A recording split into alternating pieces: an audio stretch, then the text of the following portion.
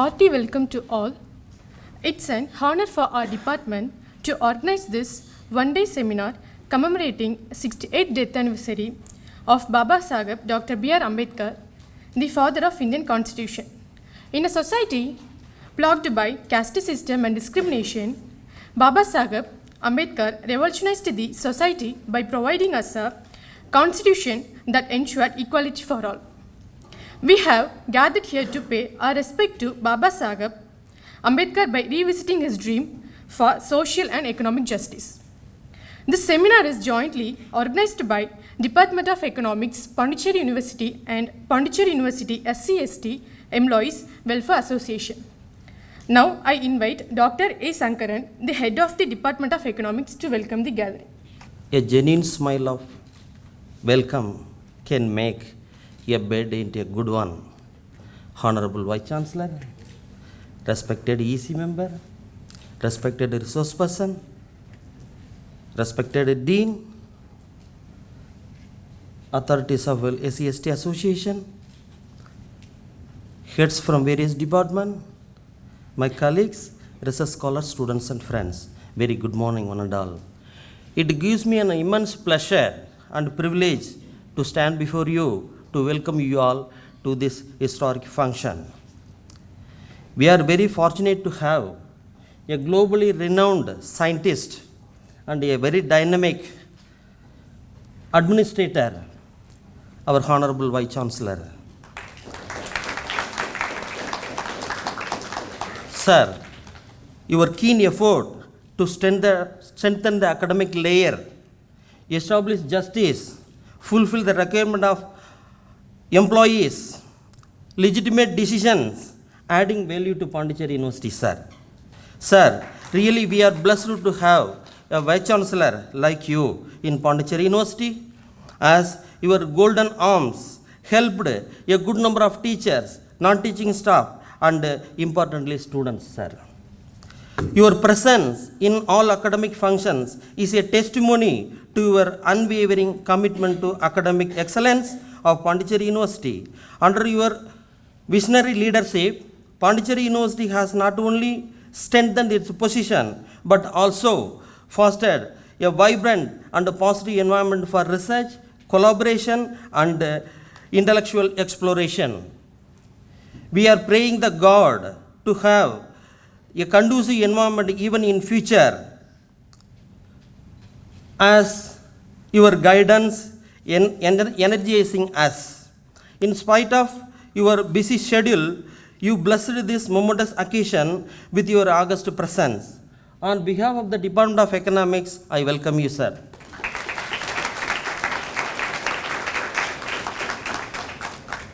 We are so excited to have such an eminent professor and able administrator, Professor Narasimhamurthy, member of Executive Council, Pondicherry University, appointed by President of India. Sir, your journey to establish justice in academic arena created a positive spillover for the benefit of voiceless people, sir. Sir, my special salute to you, sir, for marching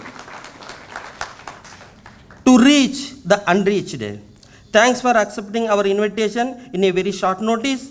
On behalf of the Department of Economics, I welcome you, sir.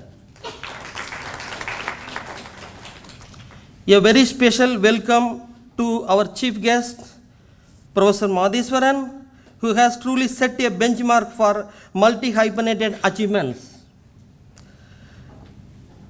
The multi-dimensional personality, Professor Madheswaran, is an influential teacher, globally renowned researcher, and best advisor even to governments.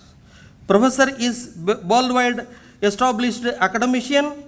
There is a testimony that a good number of research scholars and teachers are following your publications, which are published in globally renowned journals, sir. Sir, you are really a source of inspiration for many academicians. Thanks for accepting our invitation to deliver the keynote address. We eagerly look forward to your insightful words as we know they will inspire us to reflect on the key issues, challenges, and opportunities that lie ahead in this field. On behalf of the Department of Economics, I welcome you, sir. It's my great pleasure and honor to welcome a very esteemed individual, the Dean, School of Management, Professor Nadarajan. He is not only a leading academician, but also a good administrator. Yes, he decorated many positions through his selfless services. Sir, your mentorship, advice, magnanimity, and nurturing the intellectual curiosity of students have left some indelible mark, not only in the Department of Economics, but also in the entire School of Management, sir. On behalf of the Department of Economics, I welcome you, sir. I feel extremely glad to invite Professor, Head of the Department International Business, Professor Arul, Head of the Department of Tourism, Professor Anuchandran, Head of the Department of Commerce, Professor Nadarajan, Head of the Department of Bank Technology, Professor Mariappan, and Head of the Department of Management, Professor Kausalingam. And also, I welcome teaching and non-teaching members of the Department of Economics and other departments. And also, I welcome professors, faculty members, research scholars of the Department of Economics and other departments. And I am very happy to welcome my own colleagues, Professor Ramachandran, Professor Amaresh Ramandraya, Professor Shivashankar, Professor Sendil, Professor Yasmin Sultana, Professor Luzomi, Professor Jerome Samraj, Professor Gubendran, and Professor Harshahai. I welcome the office bearers and members of SCST Association. In fact, they are the real organizers of this program. I welcome you, sir. Last but not the least, I welcome my dearest research scholars, students, participants from various departments and the Department of Economics to celebrate this function. Once again, I welcome you all. Thank you. Thank you, sir. Now, I invite Dr. C. Jerome Samraj to introduce the theme. Respected Vice Chancellor, respected Executive Council Member, Professor Narsimurthy, our Chief Guest of the Day, Professor Madheshwaran, our Dean, Professor Nadaraj, our HOD, Professor Shankaran, and our dear President of the ACST Association, Mr. Nagamuthu, and my dear colleagues, professors from other departments, and all the students, research scholars, and friends. Very good morning to one and all. About 10 years back, there was a seminar in the philosophy department where it was organized by Professor Keshav Kumar. That was about Ambedkar and philosophy.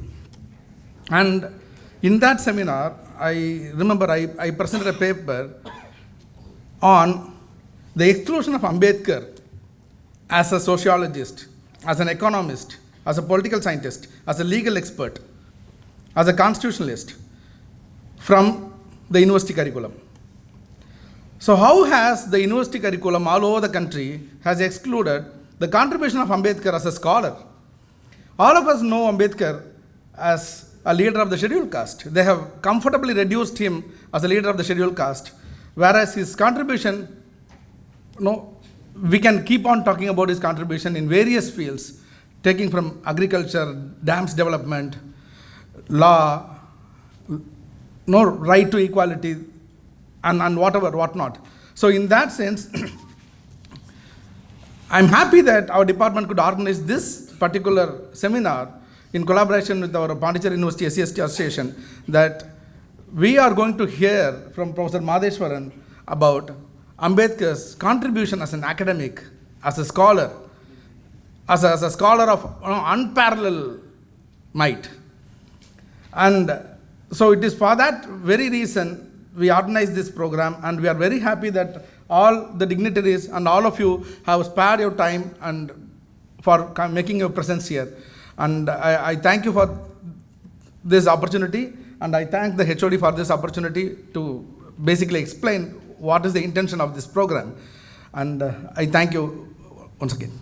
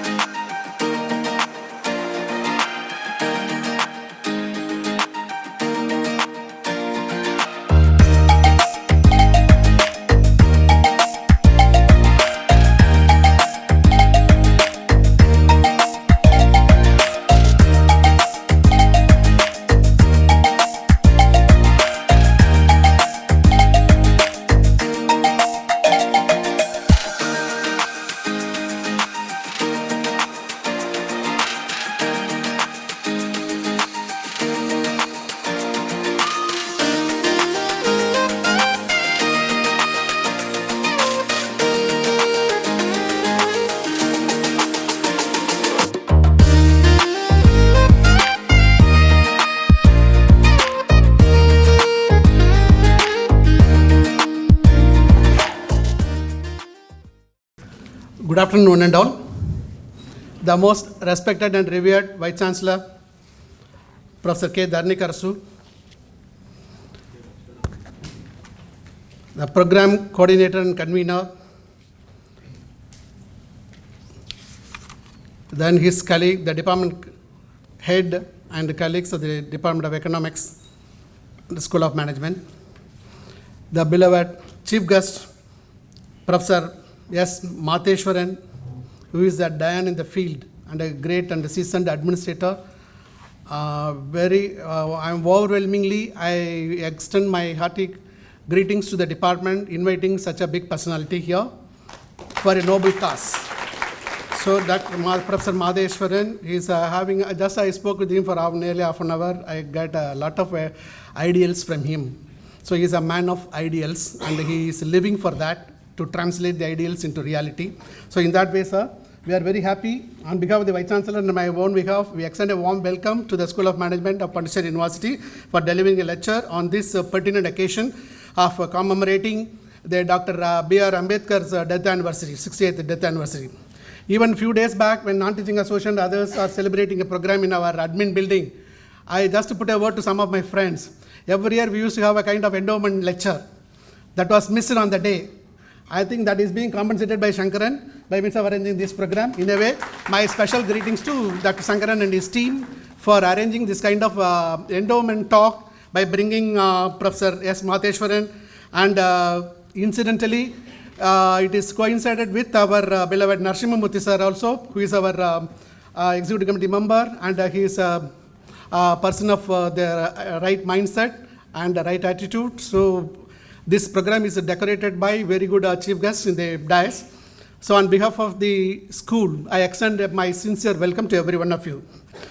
So this commemoration day is very much pertinent in every institution, especially education institution, because in educational institutions, we have to infuse the right ideals. So in that way, by arranging this program, the department is really commemorating the initiatives and contribution of our the noble leader, Dr. B.R. Ambedkar.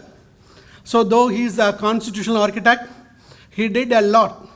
So in the introductory speech, Mr. Jerome mentioned about him, and our HOD also, Shankaran also said a lot about him. So along with that constitutional architect, he did a lot. He embraces almost all areas of the economy, all areas of the society. He contributed a lot.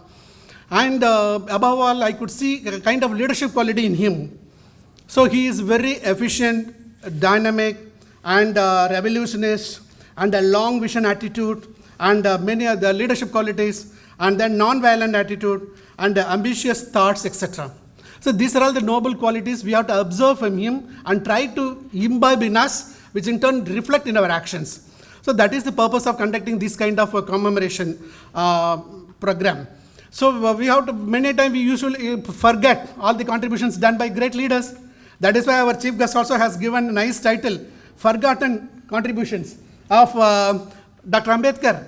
The moment when I saw that, really I had a discussion with Jerome and others, Shankaran. So he has given a very nice ideas. So slowly we are forgetting all our the great contributors and leaders. So whom I call, even I worship them as a high impact leader, HIL. That's a word called high impact leader. That is greatly missing in the present day context. But Ambedkar is one of the renowned model on the concept high impact leader. Now even the whole world is also missing that kind of quality people. So that we have to bring back, for which we have to see their contributions, what they did, what kind of selfless services they have done for the betterment of the so-called marginalized sections of the society.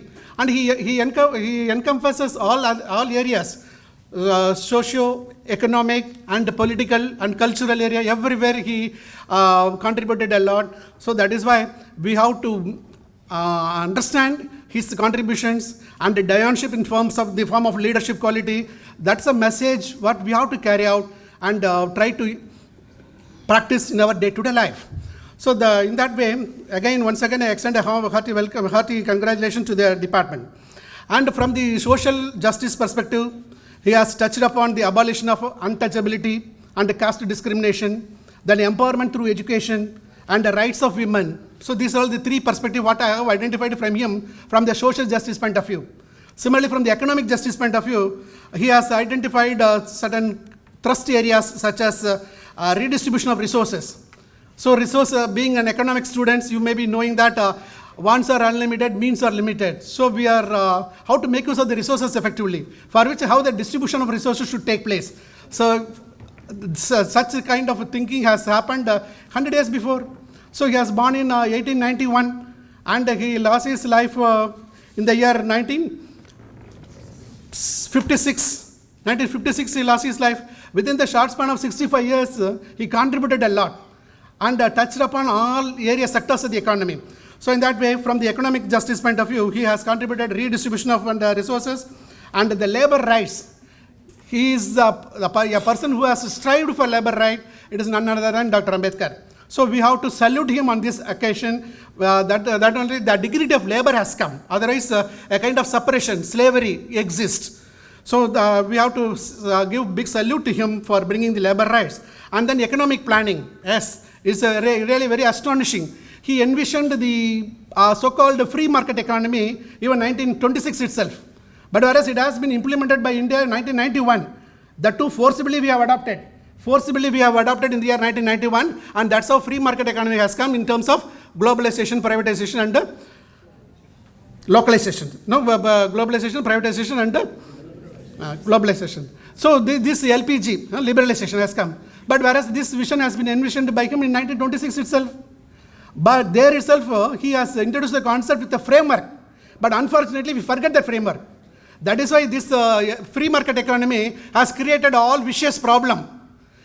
We are happy to say we are living in the free market economy, but free market economy has a lot of hardships, not hardships. It doesn't serve hardships. It creates a lot of hardships. So again, free market economy itself may not be in existence because we are not allowed to make the demand and supply force to play freely. When we are not doing it, how the free market economy will come to reality. But it is the great vision of Dr. Ambedkar with a lot of well-formulated frameworks. But such framework we failed now due to one or other reason. So really, when we look into his contribution, we feel really thrilled and tempted to read all his contributions word by word. Thereby, we can develop certain ideals and try to incorporate or translate into reality. So that is from the economic justice point of view. Then from political justice point of view, he has fought for equality before law, then democracy as a way of life, and then the safeguard for marginalized community. These are some thrust areas on which he has contributed a lot. So from the three dimensions, social justice, economic justice, and this political justice. So we can call it as SEP, social justice, SJ, EJ, and PJ. So he worked on all the three areas on those days with a lot of contributions. We have to commemorate nicely and try to incorporate it through our the present young leaders, young students. So that's what when we had a discussion, we have to imbibe or we have to infuse good things to our students, thereby it will reflect and tomorrow's leader will try to translate and we can also support them. So that is the purpose of this kind of commemoration program or lecture, and in a way really I feel happy to take part in that. It may be a coincidence, but I have a deep honor, deep sense of honor and pride about Dr. Ambedkar, because once when we had a deep introspection on us, we will become like that, at least to some extent. To some extent, we cannot perfectly match. At least 10% or 5% change will be there in us. So that is why this program, these kind of programs have to be organized. So from this perspective, I am really very happy that to felicitate and congratulate the department for taking up the wonderful initiative. And I am very happy in inviting all the members of the non-teaching office bearers association and the department heads and faculty from other departments like IB International Business, then Economics, and our non-teaching Deputy Registrar Ravi, and other friends from colleges, neighboring colleges. And again, I saw a person from Kadalur. All the way he has come just to see the another giant sitting in the dais, Professor Madheshwar Rao. So really I'm happy to see that this program has lingering well. So once again, I extend my hearty congratulations to all the students and scholars how to get into this contribution very really, because we have to understand and practice it. Then only it will not be forgotten. So that is why he has given a very suitable title, Forgotten Contributions of Ambedkar. So we have to understand what is it and how it can be translated into reality in the present day context. Because what he has envisioned will really be hold good in the present day context. But due to one or other reason, it is missing. So that is the purpose of it. So with these few words, once again, I extend my hearty congratulations to the department. Thank you one and all. Thank you, sir. We are honored by the presence of Professor Narasimhamurthy, former Registrar, Bangalore University, and he is the visitor's nominee for the Executive Council of Pondicherry University. I now invite Professor Narasimhamurthy to address the gathering. Good afternoon, all of you.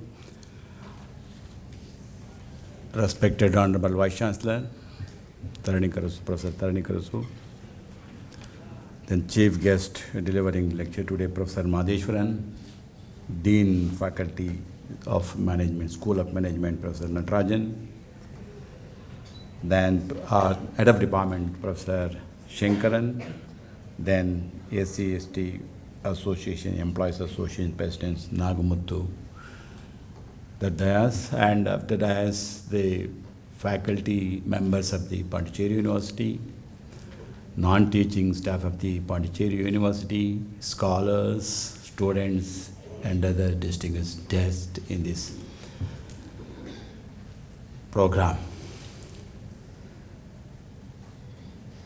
I don't know anything about this program, just they called me, today I was having some program, and Professor Shankaran called me, sorry, you have to be there. Then I said, Ambedkar program, okay, I will come.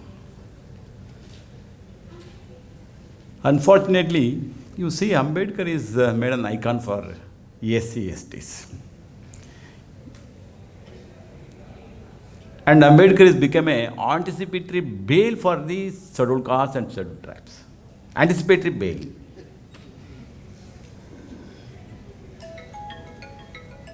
Sir, you go back, because Natarajan and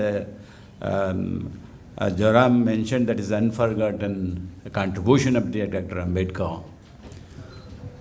Before 1920, the electoral system of India is dominated by only a certain section of the society.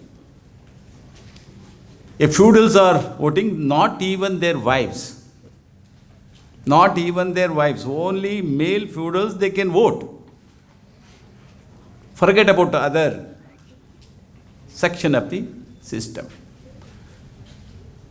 Dr. Ambedkar, you see that is, he has given a voting right for the women. Nobody is talking on that. You see that is, Ambedkar has contributed. No, now you are talking on Indian rupee and Reserve Bank of India, Professor Chair. Reserve Bank of India is established the contribution of, that is a book wrote by Dr. Ambedkar based on his ideology, Dr. Ambedkar ideology, the Reserve Bank of India is established. Now his contribution not only Dalit, all marginalized section of the society of this country, his contribution is given, of course, his life is sacrificed all this communities. But the system, the society is making icon Dr. Ambedkar is a Dalit. He's not a, of course, his contribution is not only Dalit. It's not only so because see that is everywhere in all the universities, if you are going to remember Ambedkar means only SC/ST employees. If you are sitting here, myself or Tarni Karsu or anybody, Shankaran and all these people, because of Ambedkar, we are sitting because of his contributions, because of he wrote a constitution.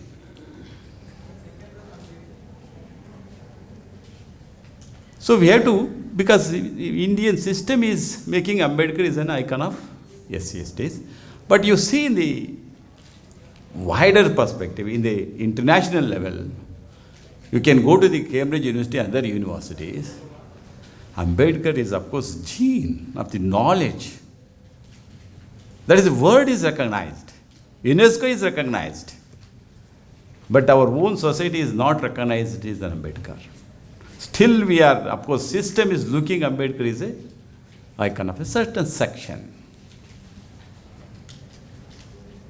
So this is the forgotten of the Ambedkars.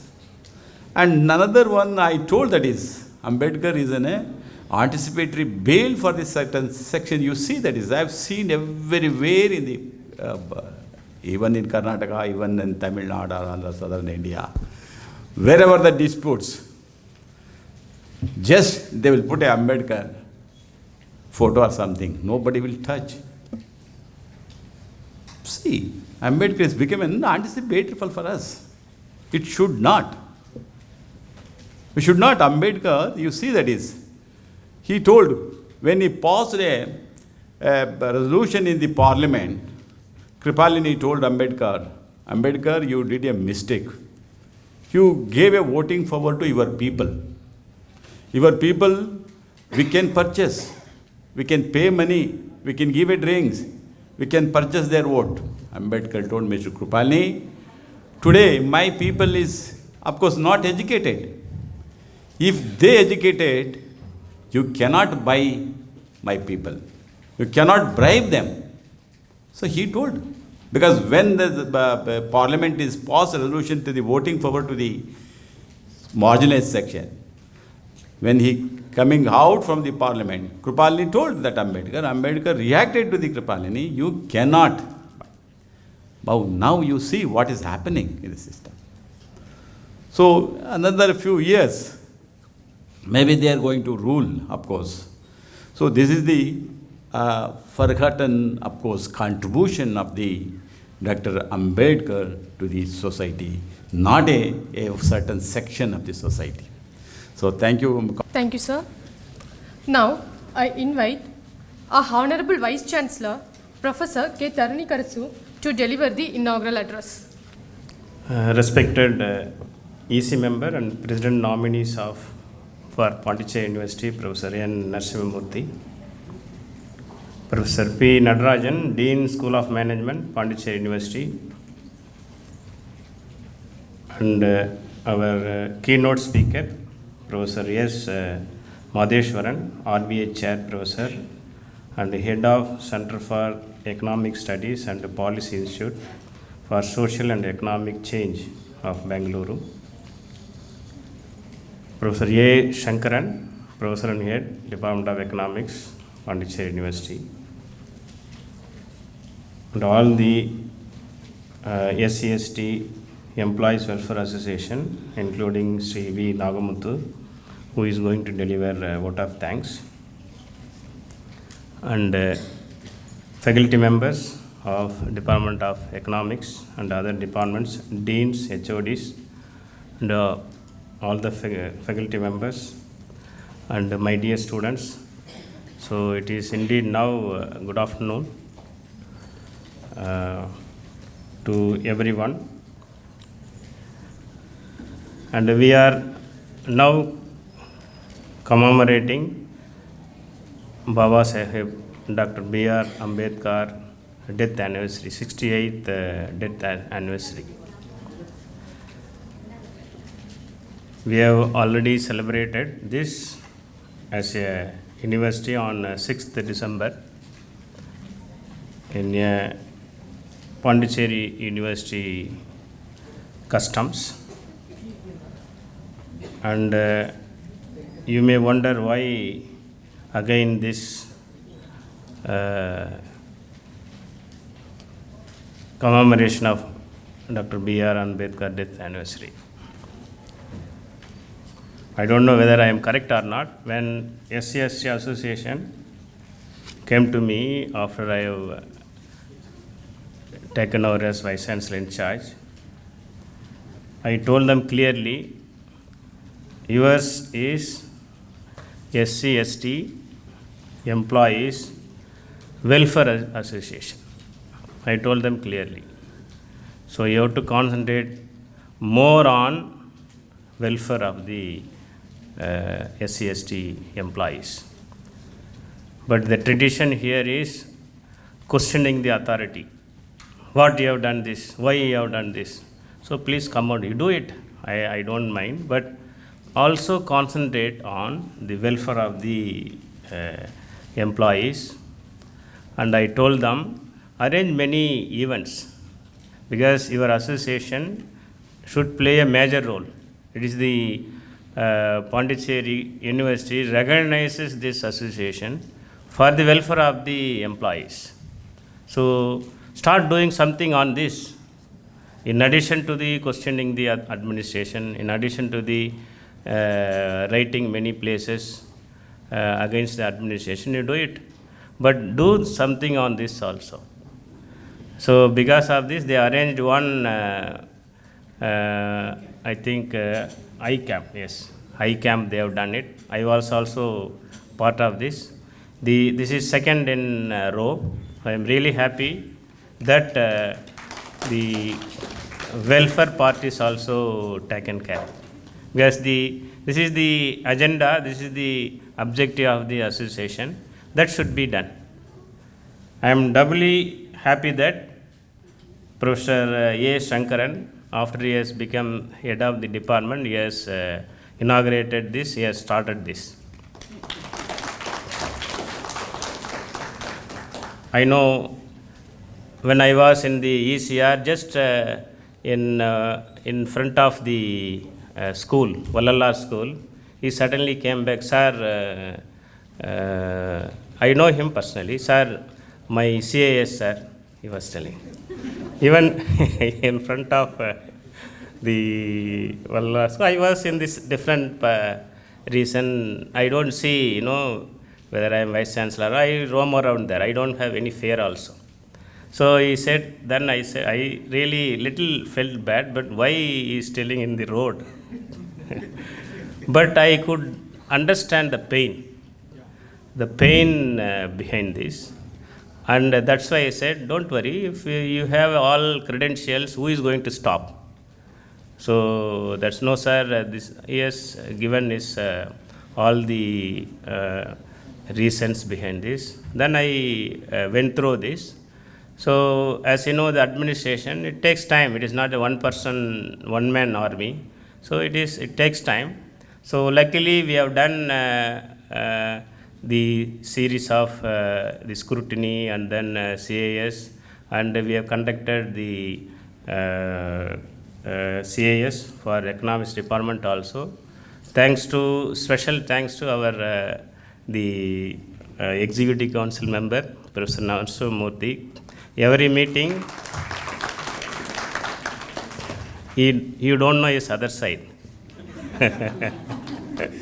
Because I know him as a chairman, I know his all the sides.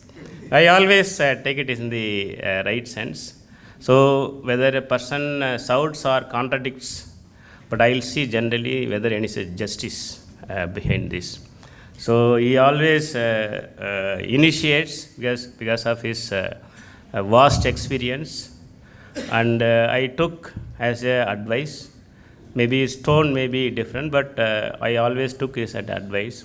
So he has given me during the discussion a lot of insights into the justice in the university. Wherever he collects, he gives the insights into this. And I thought, in fact, he only initiated this discussion, sir, you do the CAs for the faculty members.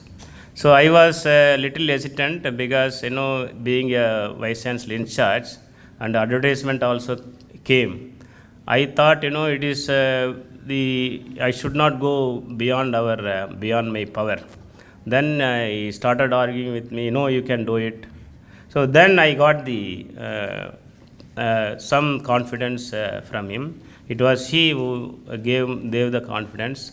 And also I thank on this occasion for him also. In fact, I met the secretary of our chancellor, that is our honorable vice president office also. I discussed, and then I got the confidence. In fact, our secretary of our chancellor said, I told them, I wrote a letter to the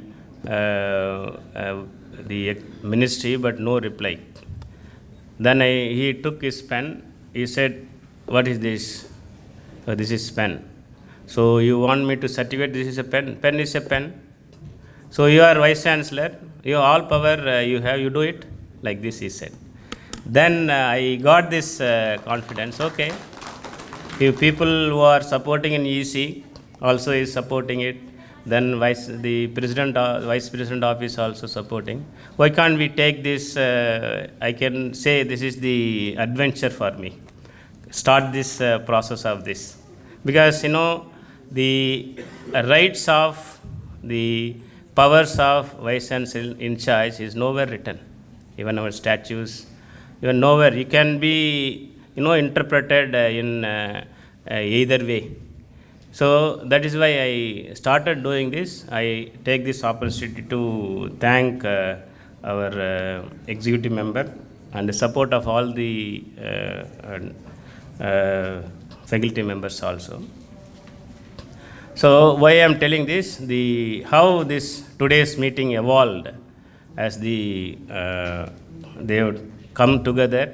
It is not easy as you think, bringing the SC association welfare, the members together and gather all this, it is not easy as you think. You go on to any university, there is always in fight, and who is great, who has to do what, all those things. But our university is, it is the traditionally and very interesting thing is only one SC/ST association in our university. There are many universities, they have multiple associations, separately for the non-teaching, separately for teaching. This is nothing but ego. So there was a try also. That time we could be able to not to split this. That's why it is very strong now. Our voices are really strong. So I especially thank them for really together and bringing this type of discussion for the benefit of the employees as well as the now students also being benefited.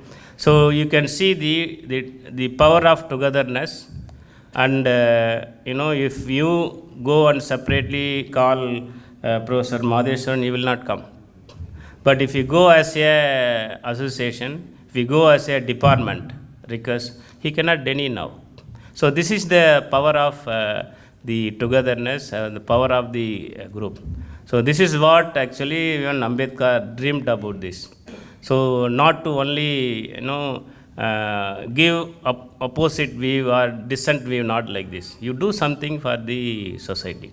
So there are many discussions and many talk about this Ambedkar, and even I also gave a talk on 6th December also. So he is not only, generally if you see, his specialization is social science and economics, but he has not restricted only to social science, economics and political science. Even now also, if you ask the social science people about the political science or the economics, they cannot write any paper. And even economics people talk about the law, they cannot write. And a law person to write about the exclusion policy or the economics, it is not very easy. And you can see now we have been taken care by many generations, and now we are sitting here and then talking in English, talking other than our mother tongue and talking about knowledge. Just imagine before independence itself, he has taken this step and went abroad, and that abroad exposure he has utilized. He could have earned money, and then he could have settled very nice life, and he could have led very nice life also. But he didn't choose that one. So he got that exposure, and he has thought about the country, coming back here and thought about the country, and within, as Professor Natarajan said, within short period of time, because many of our work, if you see other than Ambedkar, many of their work started after our independence. Whereas, only independence only we were, first thing was to get the liberation from British.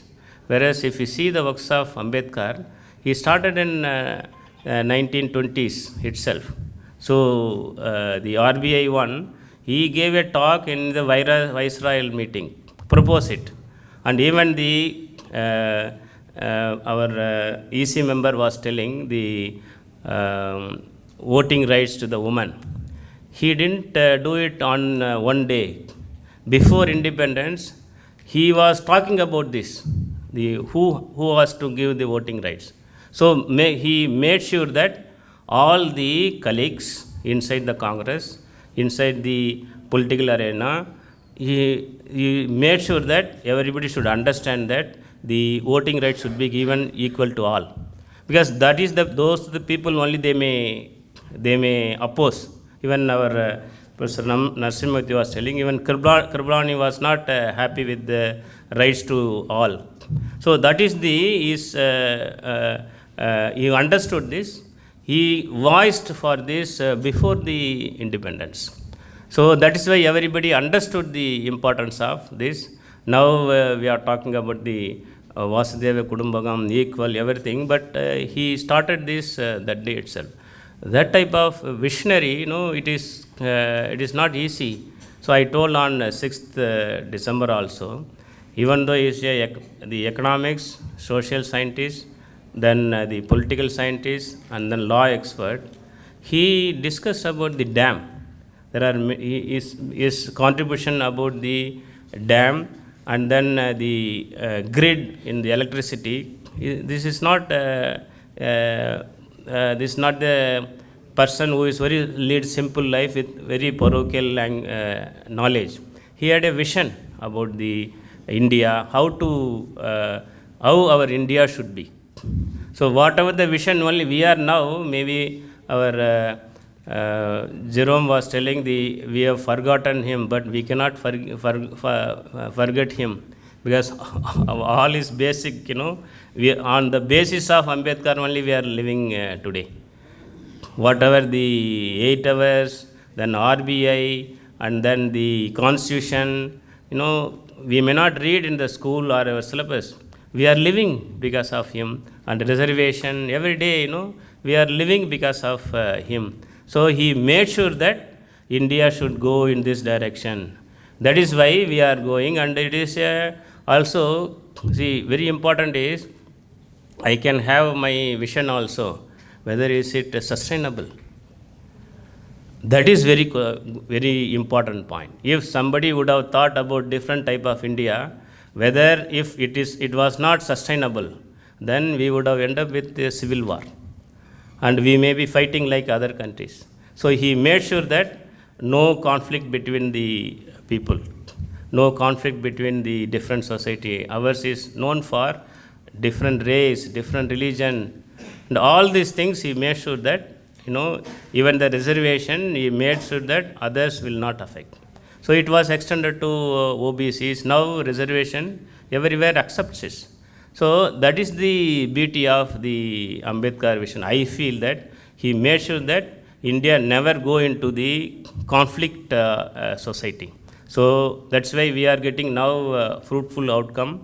Yes, the woman now empowered, the SC/STs empowered, OBCs empowered. So because of all this vision, those things only we reached at this stage. So whatever I feel it is, his contribution was heavily on the upliftment of our society for the last 75 years. I feel still we have done very little whatever the vision we have, and only few generations. If the generations, whatever we have done for basics, our the child and grandchild is going to do lot of things. When we are very proud about the present day young population, it is because of, I can say, Ambedkar only. Because of, if you see the youth today, most of them from the OBC, SC, STs only, they are empowering the country now, including our Honorable Prime Minister. So this is the vision of Ambedkar, I could say. So I can keep on talk. I don't want to overshadow Professor S. Madheshwar and talk. So thank you once again for Department of Economics as well as Pondicherry University SC ST Employees Welfare Association for arranging this one-day workshop. I also expect and wish some more will be from the SC ST Employees Association of Pondicherry University. Thank you, Ananda. Honorable Vice Chancellor, sir, most distinguished Chief Guest, Professor Madheshwaran, sir, most distinguished Chief Guest, Professor Narasimhamurthy, sir, and all the stakeholders of Pondicherry University, very good afternoon to all. Indeed, it's a great pleasure and honor for me to introduce such a legendary professor, Madheshwaran sir, who have contributed immensely on teaching, research, institutional development, social welfare to the state where he is associating right now and to the nation as a whole. The moment I spoke to my HOD that, sir, I am going to introduce Professor Madheshwaran sir, how much time you will give? And Professor sir said that I will give 5 minutes. I was so shocked because I have seen 25 to 30 pages of his contribution to the society and such a lengthy CV that I have to scrutinize in one page and explaining about or introducing such a legendary person in 5 minutes, it is impossible, I said. Then sir said, okay, you can take 10 minutes. Then I saw that 25 pages, all of you must know that reducing 30 pages to one page, it is seriously challengeable task. So Professor, I may take 5 more minutes or extra also, so kindly excuse me, because problem is not from my side. Professor contributed significantly to the society that I have to explain before all of you. Professor S. Madheshwaran sir is most admired development economist and econometrician in this country. At present, he is working as RBI Chair Professor and Head at Institute of Social and Economic Change, popularly known as ISEC Bangalore. He did his PhD in econometrics in the Department of Econometrics, University of Madras. He has received Best Thesis Award from the World Bank and got $500 prize from Gary Becker before several decades ago, and a Nobel laureate in economics. He did his postdoc at Princeton University and also obtained Doctor of Science from University of Bourgogne, France. Professor Madheshwaran sir worked as a Vice Chancellor of Gandhigram Rural Institute, deemed to be university. And he also worked as a Director of ISEC for some years. He was advisor for 5 years to Planning, Program Monitoring and Statistics Department, Government of Karnataka, and contributed immensely to the state of Karnataka for several policy decisions. He was also a recipient of prestigious Kempegowda Award from the Government of Karnataka for his excellence in policy making and significant contribution to the Government of Karnataka that nobody got from any other state other than Karnataka. He has completed 6 projects for Election Commission as an advisor to the Chief Electoral Office of Karnataka and written action plan for several elections. Likewise, Sir has contributed to the state of Karnataka. It comes under near about 3 pages, which cannot be explained in a what is called 5 minutes or 2 minutes. That is what the speciality of the professor. And Professor, I was also there in Karnataka for 10 years, but I have contributed nothing other than lecturing to the students. And Professor Madheshwaran sir also nominated as a member to restructure and re-energizing the Population Research Center by Ministry of Health and Family Welfare, Government of India. He is also an advisor committee member, ICSSR, Southern Region, Government of India. Apart from this, he is a member of nearly 50 professional and government bodies. As a researcher, he has published almost 150 research papers in well-reputed international and national journals on various issues relating to economics of education, economics of labor, health economics, environmental economics, public policy, and applied econometrics. Here I have to say one most important thing. Nowadays, we have a lot of softwares like SPSS, eViews, Stata, and RStudio, Python, Cobra, so many things are there. Before these softwares came into existence, Professor is one of the number one econometricians in the country. He has executed and tested almost all the development models in his thesis. That is what the outcome of 150 top-class journals, papers in reputed journals. He has been coordinating many training programs on applied econometrics for professional officers of Indian Economic Service Officers and Indian Statistical Service Officers of Government of India, sponsored by the Government of India. He also involved in strengthening the capacity building of researchers in South Asia through international training program conducted by International Labour Organization and SANDI, South Asia Network for Development and Environmental Economics, and also conferred a international fellow by SANDI in April 2007 by the Nobel laureate winner Kenneth Arrow. He is also conferred as fellow by IZA, International Labour Studies Institute, University of Bonn, Germany. Professor Madheshwaran sir has visited more than 25 countries for academic activities such as presenting papers, teaching, visiting professor, collaborative projects, and so on and so forth. Apart from this literature review, I am very much interested to share one of my experience with all of you. That we have, as a faculty of NMIMS Bangalore, 5 years ago we invited our professor for a resource person for one international conference. Sir came and gave 2 hours presentation, and we participants observed that 2 hours is just like 10 minutes. Such a wonderful presentation Sir has given. And not only 90%, not only 99%, 100% of the participants gave 5-star feedback. And I assure you that today also we are going to observe the same thing, and there is no surprise that participants may ask at the end of the program, sir, is there any possibility to give 6-star voting to Professor Madheshwaran sir? And finally, Professor has contributed significantly, all of us must understand, contributed significantly to teaching, research, institutional development, social welfare, and to the state where he is associating for the past 3 decades, plus for the policymakers of the country. This is what all of us have to learn from the professor, and we have to contribute to our society. If all of us does this, our Bharat will become Vikshit Bharat, not only 47, before 2047 itself. Which, Professor, surely we will copy all the characteristics from you, and we will contribute to the society. Thank you so much. Thank you to the HOD for giving me this opportunity, and thanks to the Pondicherry University. Thank you. Thank you, sir. Now, the much awaited speech of the day has arrived. I now request Professor S. Madheshwaran, the chief guest for the event, to deliver the keynote address on Dr. B.R. Ambedkar's vision on social, economic, and political justice. Good morning to everybody. The Honorable Vice Chancellor, Professor Tarani Karasu, in his name itself is an administration is there. This is the first time I'm hearing as a Tamilian. I born in Tamil Nadu, but most of the time I served in Karnataka. My education, whatever I had in Tamil Nadu, I have not repaid. And most of the time I have paid all my contribution to my neighboring state, Karnataka. But this is the first time I'm seeing this name when they have sent amazing title of the name. Thanks to, the credit goes to your father and mother, Tarani Karasu.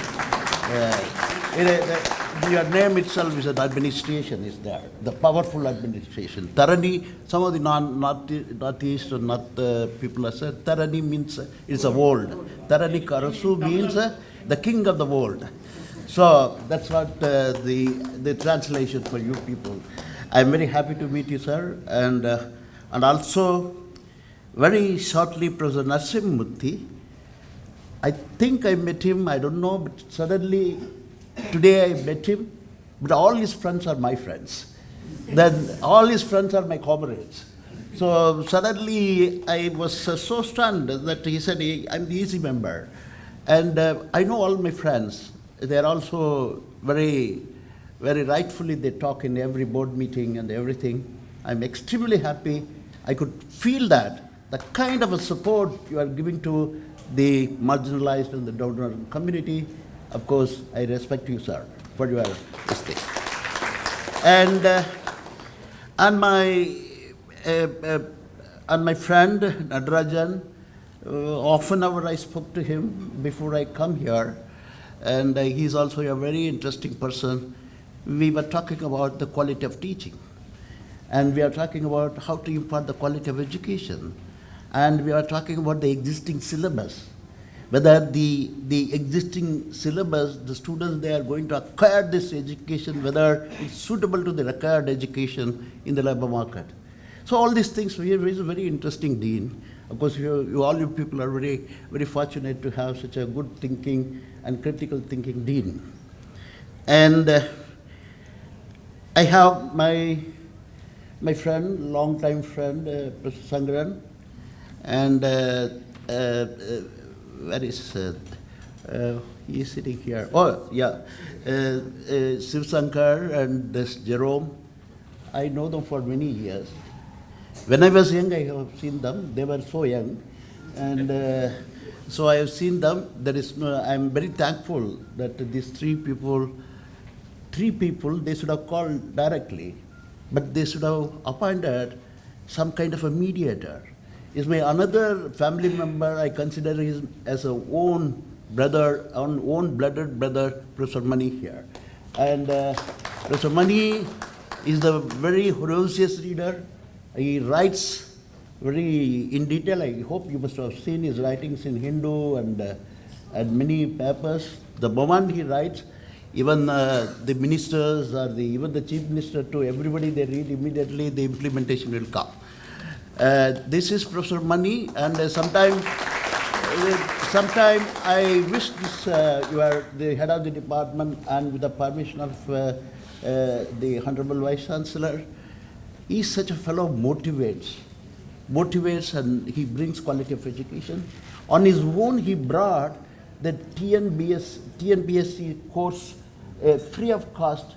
He has been conducting in his college, and 150 people they have been appointed and they have been selected. So such a man, and also I request you, in this university there are some people, so make use of his service in such a way that the students, they can be awakened, they can go to labor market, they can write competition exam, and he gives a free coaching, and many things are there.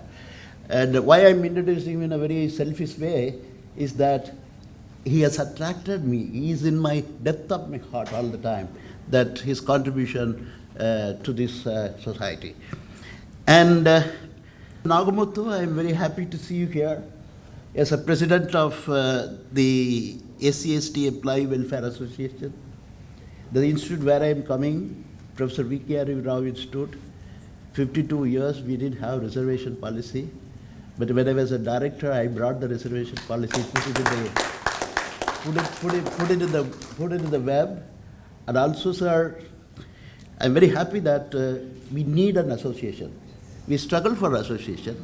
In the last board only, I was succeeded to have a ISEC employee association. Yes, as Professor Narasimhamurthy said, no, Narasimhamurthy and as well as our Honorable Vice Chancellor, saying that there are many associations within the university. Even there is within the caste, there is a subcaste. In Karnataka, we say left and right. So I don't know in Tamil Nadu left and right are there or not. I'm little colorful means I am right. You are little dark means you are left. Area Narasimhamurthy is laughing, but we have a different story in Karnataka. Forget about that story. And thank you, sir. And you have the kind of a power, as Honorable Vice Chancellor was saying, that you are holding and embracing all both these non-academic and the academic stack in one association. This gives a great strength. This gives a great voice. This is what Ambedkar also suggested some time back. You need to have a voice. So that's what, yes, Professor Narasimhamurthy was saying, that we need to not only give a human capital and also empower them is very important. So well and said, I'll come to the topic, and how long I can take? I don't know, but I have to check with them because they're all administrators. I don't know how long they can sit. They may have meeting, they may have many things. 30 minutes I'll try. I try to, I don't know, when I talk, then the problem is that to stop, that's my problem. This is my classroom teaching also nowadays. I am now 62 years, but when I get into classroom, it will be 4 hours. I never teach for 1 hour, 15 minutes. Oh, I had gone as a teacher, teach and come. This is a very bad habit I have. That's that you have to really bear with me. Okay. Today is a death anniversary. My friend, death anniversary of Dr. Ambedkar, my friend organized this association. Our Honorable Vice Chancellor was saying, what is the purpose of this, all these things? And he is very happy. When you are questioning the administration, why you are doing what you are doing, amidst of this, you organize this kind of a thing and you are empowering people. And also most of the youngsters sitting here, they learn from each program. And this is a kind of a thing that we have to do, and exactly this kind of a program, intellectual program and panel discussion, all these things quite often you do. I requested the SCST Employee Association. That will be very fruitful and also very productive, productive both for the faculty and for the students. Okay, let me talk about. I don't know what to say about Professor Ambedkar, and I'm sorry, I forgot to say my dear friend Gubendran. Gubendran, it's a wonderful introduction. I don't know where did he has extracted thing. Normally I say, please type S. Madheswaran Google. That's how you can see all the students nowadays on the fingertip, they can see everything. Anyhow, thank you very much for your generous introduction. And I also acknowledge the SCST Association, the teachers from the various departments, and also, finally, the bread and butter of the institution is the students. Basically, I am a student-friendly teacher. Of course, I used to teach right from 9 o'clock to 1 o'clock. There is no time. And wherever I get a time, the students assemble. And that's how this boy is sitting here, Hars. He was also a student that time, used to visit Isaac, I invite him. And he also sat in many things, a lecture and many things. I'm very happy to see Vadivalu here, there's another student here. I'm seeing all my old students here. Okay, fine. And the bread and butter, you are all sitting here. So kindly keep your eyes, keep your attention very focused. That I'm going to say, it is not that I'm going to talk about Ambedkar. Not only I'm going to talk about Ambedkar, what is his contribution as an economist? And when I talk about each and every field, I want to give your own research questions for you, for each student, tomorrow to inquire many things. So now, let me talk about my own lecture, the topic which I had given, the unforgotten thought in economics and the social science. Dr. Ambedkar, largely remembered as a political leader, was also an accomplished economist. That's what the previous speakers, they were talking about it. He was one of the few leaders who made immense contribution to both caste and currency, untouchability, and unemployment, public expenditure, poverty eradication. And he's the first man from India. You think that way back in 1920, 1921, he is the man, you know that John Maynard Keynes. John Maynard Keynes is a great economist, and of course next to Adam Smith we celebrate. when we teach macroeconomics. And he's having a sword of a word. He's having a sword of a word with the John Maynard Keynes about the gold exchange standard for the Indian economy in favor of a gold standard to prioritize the price stability as against exchange rate stability to modify exchange rate stability. And also he modified labor laws, which I will come later. Based on his two PhD, of course, two of my speakers who spoke about, he got a PhD from London School of Economics, another PhD from Columbia. Of course, is a the Seligman is a very well-noted economist in the public finance. He is the great person of his the PhD supervisor. And also he has written 3 books in the time based on his thesis. That's what I want you to, because people will say many things, but I wanted to spell out these 3 books. Some of these 3 books you have to go through before you read about Ambedkar. Let me talk about the first thing. Yes, Dr. Ambedkar as a monetary economist, Dr. Ambedkar as macroeconomist, Dr. Ambedkar as public finance economist, Dr. Ambedkar as an agricultural economist, then Dr. Ambedkar as industrial economist, and Ambedkar's contribution to labor economics, and Ambedkar's contribution to environmental economics, what you have done, the dam and water. If we heard the problem of this Tamil Nadu, Karnataka water problem, if Ambedkar would have been there, it would have been solved. No one is listening. It's a huge 1,500 page document. That's what Sir was mentioning in a very subtle way, sweet way, very sweet and sharp, but that's what, already Vice Chancellor spoke whatever I want to say. He has minimized my talk, but literally I will just put some elastic and do some kind of a paste work in my talk. Then, again, I can call him as an energy economist. That's what Sir was saying, grid and the electricity in 1920-21. And you can also call him as this apologist, and from the political science angle. And you can call him as a demographer. I am going to say, you can call him as a statistician. Today we are seeing so much of econometrics. That time no econometrics and kuch bhi nahi hai. In 1831 to 1991, data is there.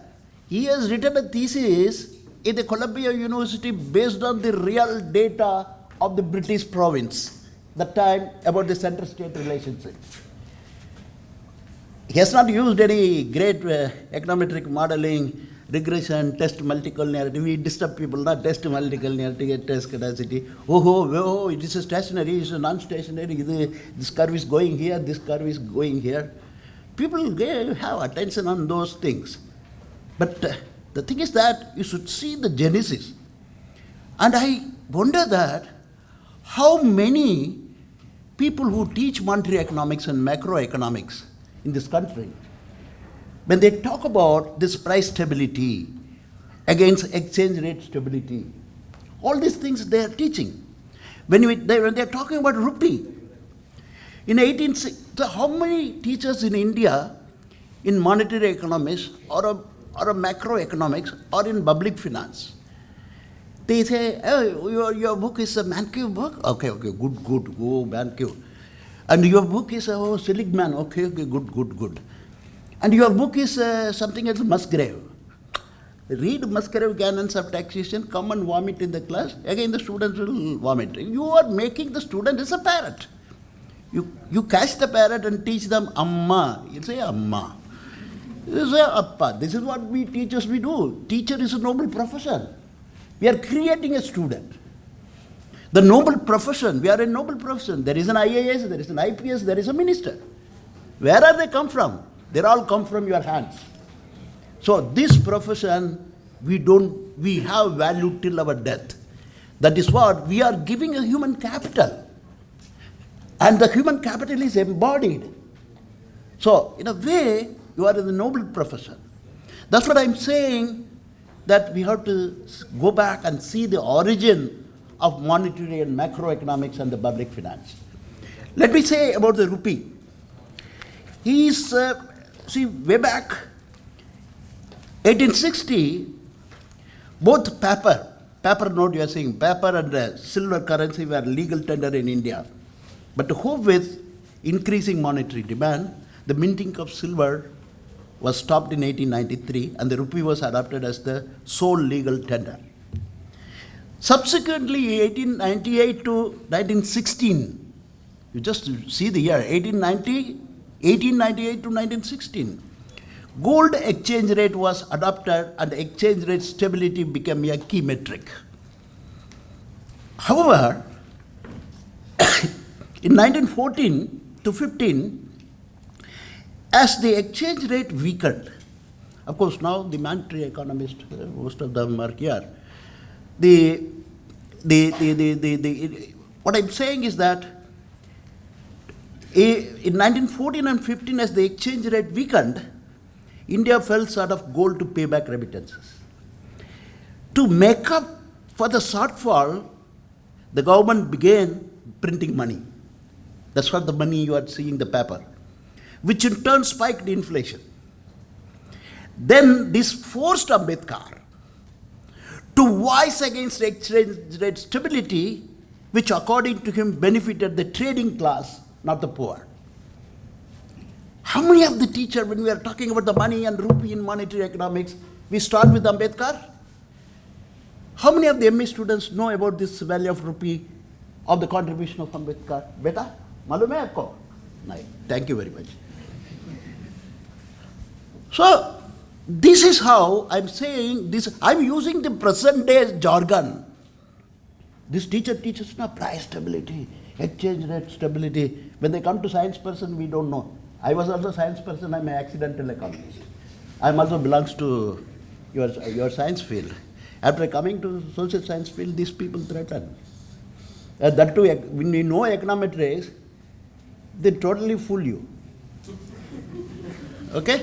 So the thing is, I'm an econometrician. I criticize myself. Doesn't matter. Because even if you teach econometrics, you should know that how to go to the minds of the people with a lot of applications.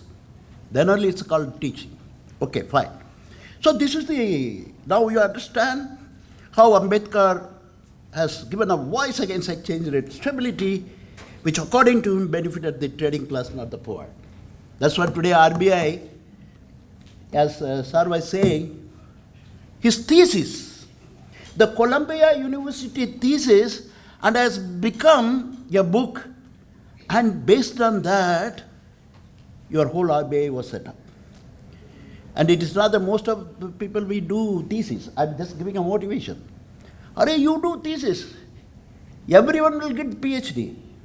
But what is that you are special and you are excel, how much you are distinguished from others, and how much your work is having a value addition, either to the academic or to the society, or to policy making, in either area. This is what we have to learn from Professor Ambedkar. Sorry, not Professor. Yeah, I call him Professor, yes. He is about to get after his death, this government has given Bharat Ratna after postman. And the thing is that he should have been given a Nobel Prize winner. I'll give you. Every Nobel, at least I will told Nobel Prize winner, every Nobel Prize winner copied, plagiarized his idea. So this is something else, the canons of taxation. I'll come back to that. See, the problem of rupee, its origin and solution, what he proposed is price stability instead of exchange rate stability, posing a fundamental question about whether the purpose of money was about how much gold or commodities one can buy. Citing the obvious answer, he insisted that currency should be stable in terms of commodity, not gold. He also opposed the concept of linking money supply with gold and argued that government under the gold exchange standard can manipulate currency value, which he reasoned should be avoided. This is what he differs from John Maynard Keynes. John Maynard Keynes is the topmost economist, most. And very frankly saying, in 2010 or 11, I was in Bombay attending Tata Trust some presentation by A.K. Sen. Then in the first sentence of his speech, he was saying that I'm very proud that in the Tata Trust Hall, you can see in the net or wherever, his speech. The speech is that I thought he started with, today the father of economics to me, because you can see in A.K. Sen's writing, you can see philosophy, you can see sociology, you can see social justice, you can see law, many things. It's all Ambedkar's, the demonstration effect of the Ambedkar.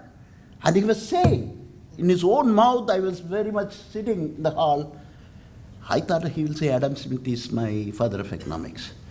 He said very clearly, Dr. Ambedkar is the father of economics. And today I got a Nobel Prize, and most of his ideas have triggered me. And I put it in a lot of mathematical model. But most of my writings are the ideas of Dr. Ambedkar. That's what he said. Okay. A strong believer of the quantity theory of money, he loathed the idea of government managing the flow of currency or even the thought of empowering the government to expand the money supply without expanding national output, which could then lead to currency instability. That's what every day you are seeing now, Economic Times, currency instability. The entire exchange rate versus price stability debate eventually led to the setting up of the Reserve Bank of India.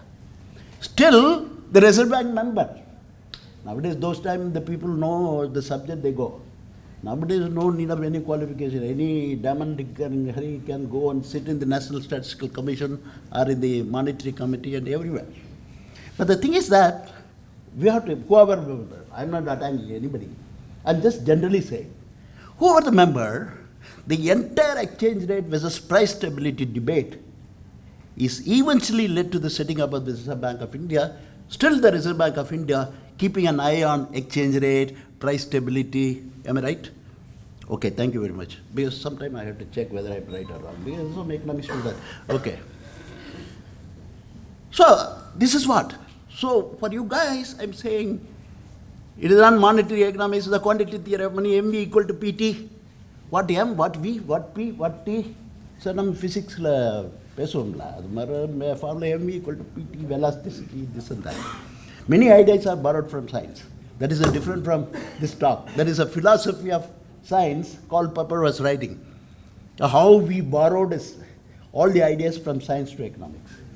That is a different case. But this is one. This is what I'm talking about, monetary economics and setting up of Reserve Bank. Why Reserve Bank is set up. This is the idea. All you students, please read the contribution of Ambedkar's about the rupee, the problem of rupee. Then you can understand the recent debate on the price stability and the entire exchange rate. What is the debate going on? Next, I go to he as a public finance man. We heard about Professor Rajacharya. Of course, I worked with him after my PhD. I'm very happy that all the students, economic students, you know who is Rajacharya?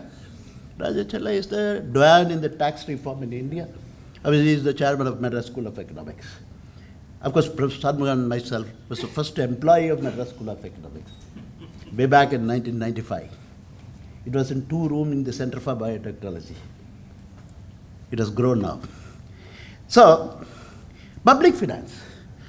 Ambedkar's book and his thesis, basically from London School of Economics thesis, that has become a book is called Evaluation of Provincial Finance in British India.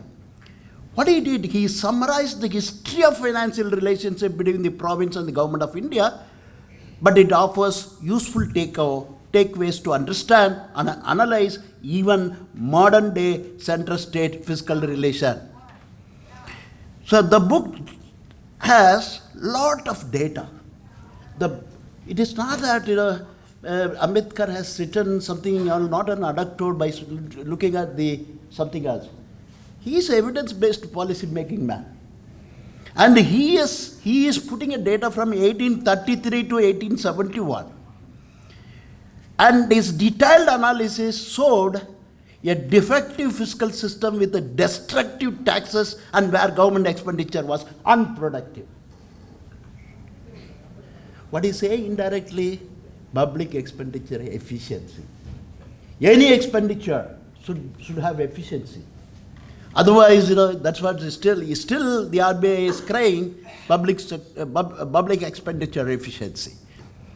You were saying the articles and everything, now you thought, oh, this author is very clever. So efficiency should be there, he is writing this efficiency. Where is that coming from?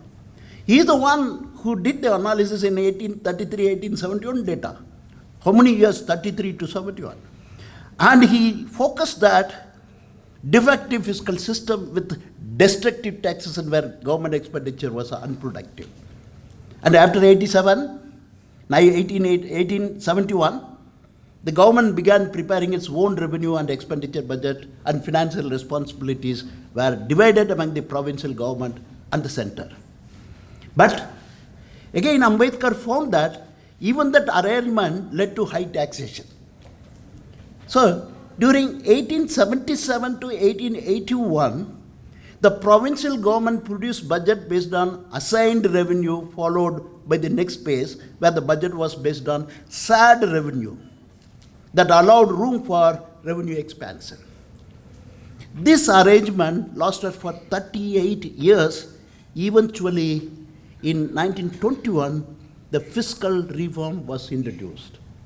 Fiscal reform was introduced. And the center-state relationship, all this idea from his book is being converted as Finance Commission. Today, we are in the 15th Finance Commission or the 16th? I forgot now. 15th, 16th Finance Commission. So not only RBI, now the 16th Finance Commission, the first 1921, the fiscal reform was introduced by him. That's the first Finance Commission, that's called. Then later on, based on his book, Evaluation of Provincial Finance in British India, this book is based on his PhD thesis. So how many of the public finance students knows this? Finance Commission data is there, Finance Commission is saying 15th Finance Commission, 14th Finance Commission. But as a student, as sir was saying, of course, apart from his vice chancellor, I could make out that he is a good teacher, the way in which he put the things on the kind of a points, he put it very sequentially. I could make out that he is the best teacher. As a teacher, he told all of us that we forget the origin. We forget where we are coming from. We forget what Dr. Ambedkar said. It is not that I am prizing him. The pricing is different. And the thing is that what is the motivation you get it from him? Even without having a computer, nothing, even calculator must not have been there in 1920. Am I right, sir? Yes, sir. Data was analyzed. Today's data, you use, data is there, data is there. Some donkey, monkey number will come. That donkey, monkey number, people will, if it should have been negative, but he will write positive. Suppose if that comes, education should be positive coefficient. Suppose if it comes negative, when he types, forget the sign, and say that education positively association with the earnings and everything like that. That's what many of the theses I find. Anyhow, it is a faulty education system, and the thing is that, as sir was saying, that what I request and plead all my teachers sitting here is that please give some preamble. When you go, the first 2 hours, you have to give a preamble to the student why you have to study this particular topic and where it has come from. What is the critical thinking went off in India?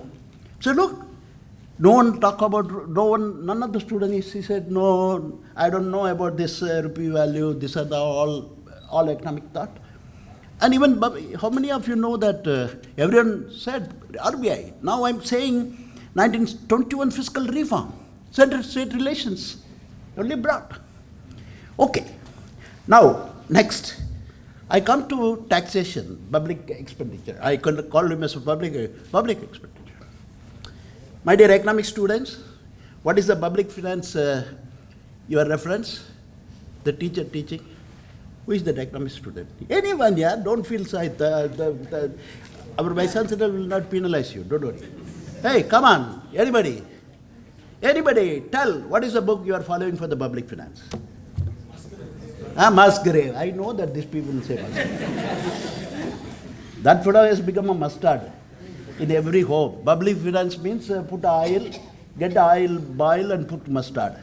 That's called Musgrave, okay? So this guy, Musgrave, you talk about canons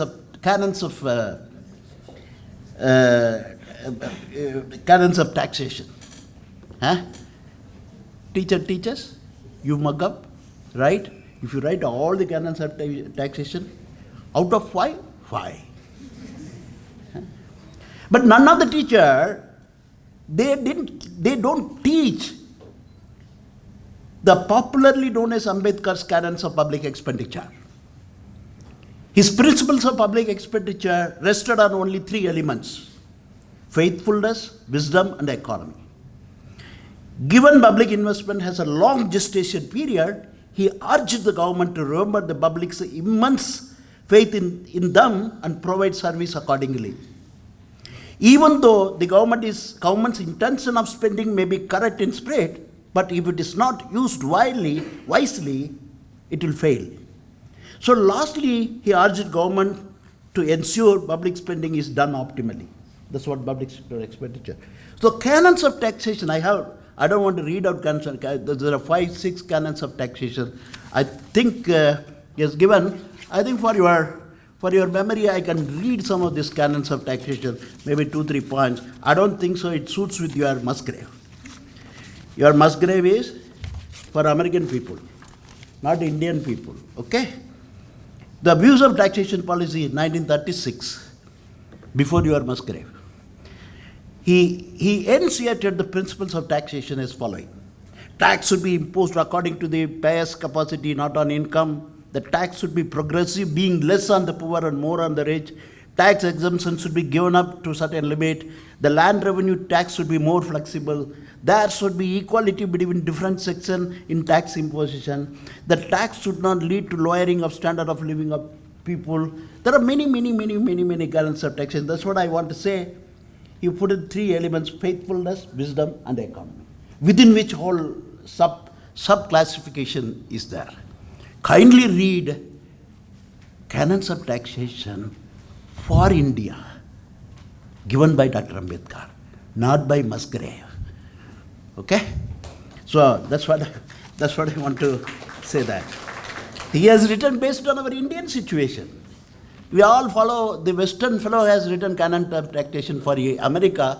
Still we teach and mug up and writing, and so many years we have passed, so many years I also passed, I'm sorry. I also mug up and written something. I also got, what is that, gold medal for my postgraduate and everything. You know, you write something very nicely, teacher will give mark. And sometimes they feel that how come the exactly same sentence, whether he has copied or because I have a good memory. One thing is God has given me a very elephant memory that if I look at this paragraph, some 5 minutes, I can reproduce and Xerox like that I'll write. Before your AI was introduced. AI is another great culprit now. Anyhow, I will come back to that. But my dear friends, student friends, don't believe this AI. Some of the teachers like me, I'll find out whether you have written or AI has written. AI will bring from all the engine, it will give you dump. It will not give you any critical writings, critical analysis. Still, human mind is needed. That is what the disadvantage of. Okay. Now, let me talk about, he's in agriculture economics. Oh my God. Agriculture economics. Ambedkar was not only he proposed a question of the land from private players, owners, tenants, or mortgages, and allocating land in standard size to original cultivators without any discrimination based on caste, creed, and religion. Anyhow, this is what his idea. But the thing is that to increase the productivity in agriculture, he stressed that besides land, the other factors of production like capital and labor should be rightly mixed. That's what he said, labor rights and everything. He also told the same thing. To increase the productivity, he stressed that besides land, other factors of production like capital and labor should be rightly mixed. So in this paper, it's a very famous paper, he has written in 1918. It is called Small Holdings in India and Their Remedies. This is a very famous paper referred by many. He suggested state-owned cooperative farming and industrialization to tackle unemployment in this paper. He viewed industrialization as a means of increasing agricultural productivity and capital goods production, which in turn would help reduce poverty and inequality. So what is small holdings in India and their remedies is that he was talking about the fragmentation of the land. Then how to do the community farming. That's what in Maharashtra, the cooperation department is here. Cooperation, MA and cooperation, no, forgot about it. The cooperative society, the cooperative movement started from Maharashtra. This is what from the small holdings in India, the remedies, when he gives the remedies, the cooperative movement is another viable movement. That's what we are seeing all the cooperative society. So now cooperative society is because of Dr. Ambedkar. Okay? So now we don't know anything. You just go look and corner in economics and the economy. His paper used to be there way back. We never look at this paper. Okay. Now, as Sir was saying, I'll come back to this caste system hammering economic empowerment is the last point. The new water and new power policy. That's what Vice Chancellor was saying. The Minister of Public Works he was a minister as a public work from 1940 to 46.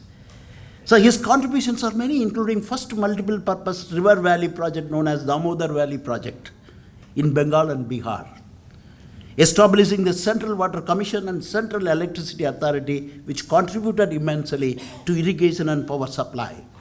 And being one of the first to propose the interlinking of major South Indian river. अभी तो कुछ भी नहीं हो गया. We are fighting. We are fighting each other. Good that my name is Madheshwar. I have a double advantage. I come this side, oh, maybe Salem or Mettur or E-Road he is coming from. That side, Madheshwaran is a very Karnataka name.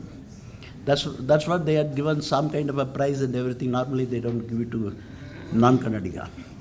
So I பசு என்ன சொல்லுங்க பசுத்தோல் போர்த்திய புலியா அது மாதிரி தான் நம்ம my status நம்ம stage is like that அங்கே போனால் நான் கன்னடியான்றோம் இங்கே வந்தால் தமிழியான்றோம் so my name is very advantage thanks to my mother Payback to Tamil Nadu, no? Sir?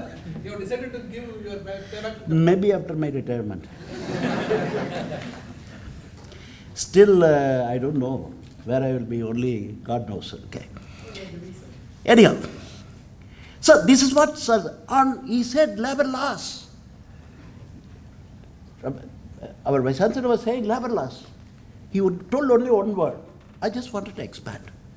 Some of you people to understand.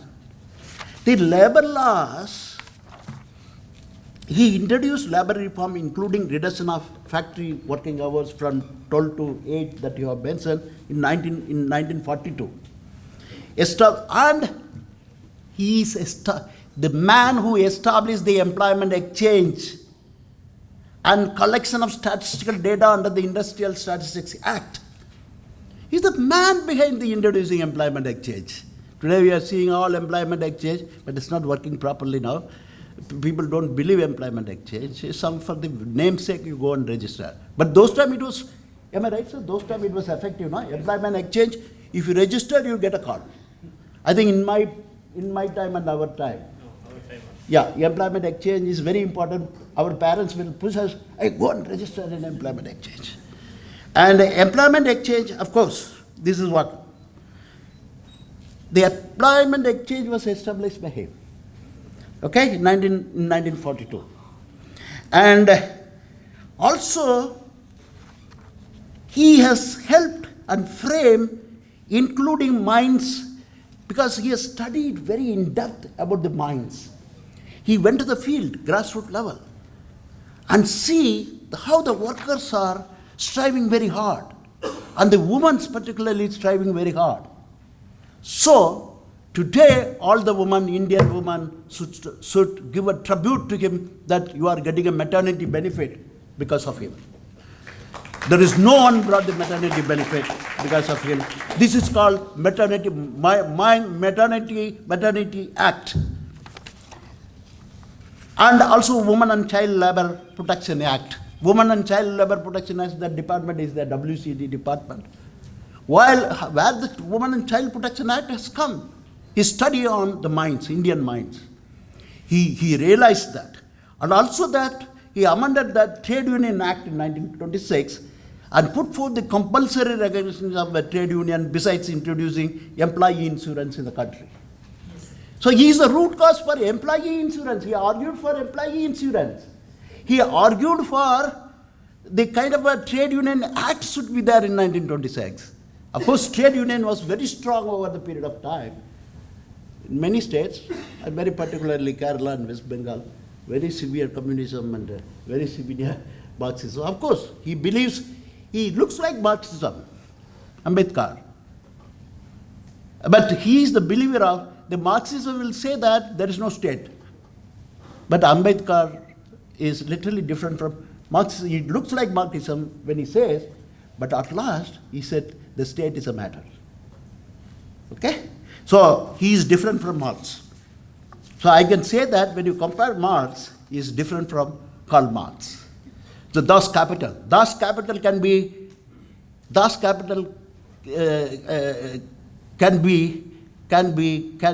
smashed with this argument, and he brought the state is important. That is what I don't want to go inside because there's a political economy talk. Because there are many things very seriously I can talk that. Okay. Now, I keep on saying many things, but due to time constraint, I'll just say some few things and end up with my own work, that how it relates to Ambedkar's thinking.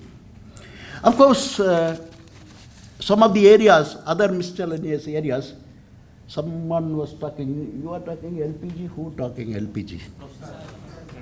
Oh, LPG.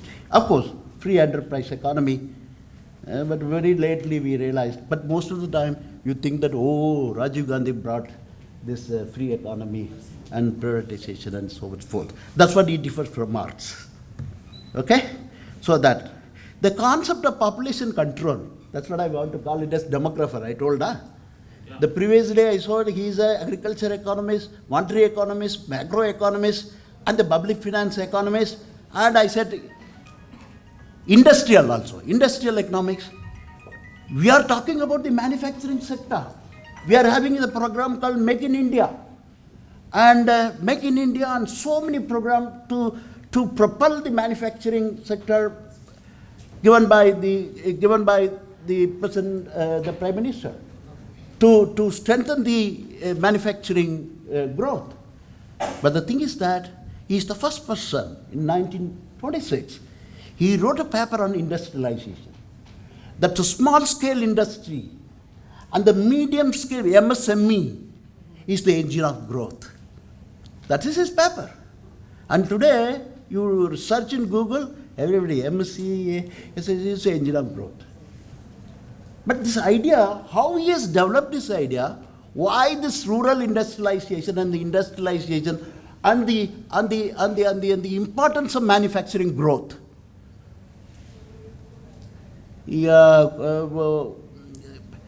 Gray hair without doing like this, come and stand like a Nobel Prize winner. If he says that something sentence, you feel that, oh my God, this fellow is saying something great. But this man has written everything. Why you want to believe? That's what I told. Even Egison believed him. Egison was saying he is the father of economics. Okay? So what do you want more than the A.K. Sen's testimonial? We are nothing in front of A.K. Sen. Okay? So the concept of population control. He said that in the absence of population control, the control of the country's economy is impossible. Hence, they forcefully argued for population control and family planning in India.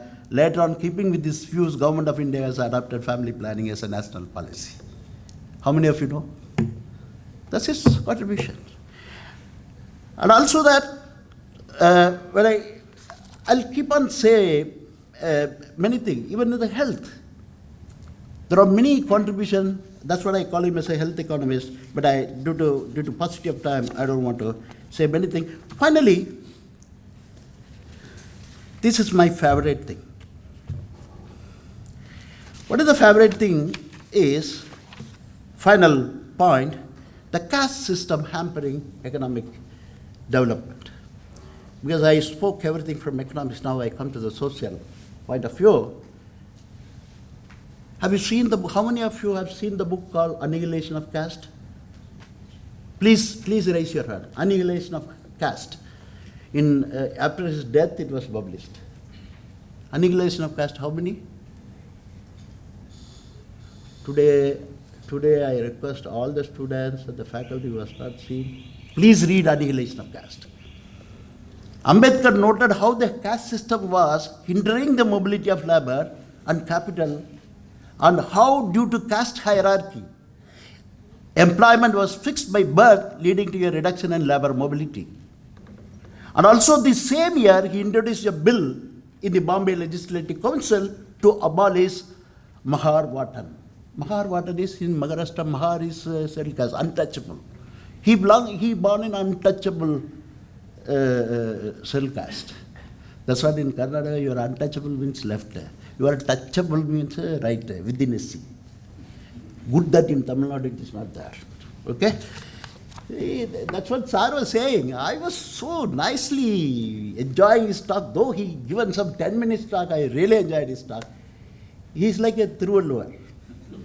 In Kural, he writes 2 lines, but there are a lot of meaning. I am now keeping on referring him because I listened to him carefully. Most of you must not have listened, sir. That's what I'm reiterating his points. So the thing is that the caste system he abolished. He brought the bill in the Bombay Legislative Council to abolish Mahar Watan, MAHAR-WATAN, which made the Mahar community in Maharashtra slaves of the feudal lords. That's a slave.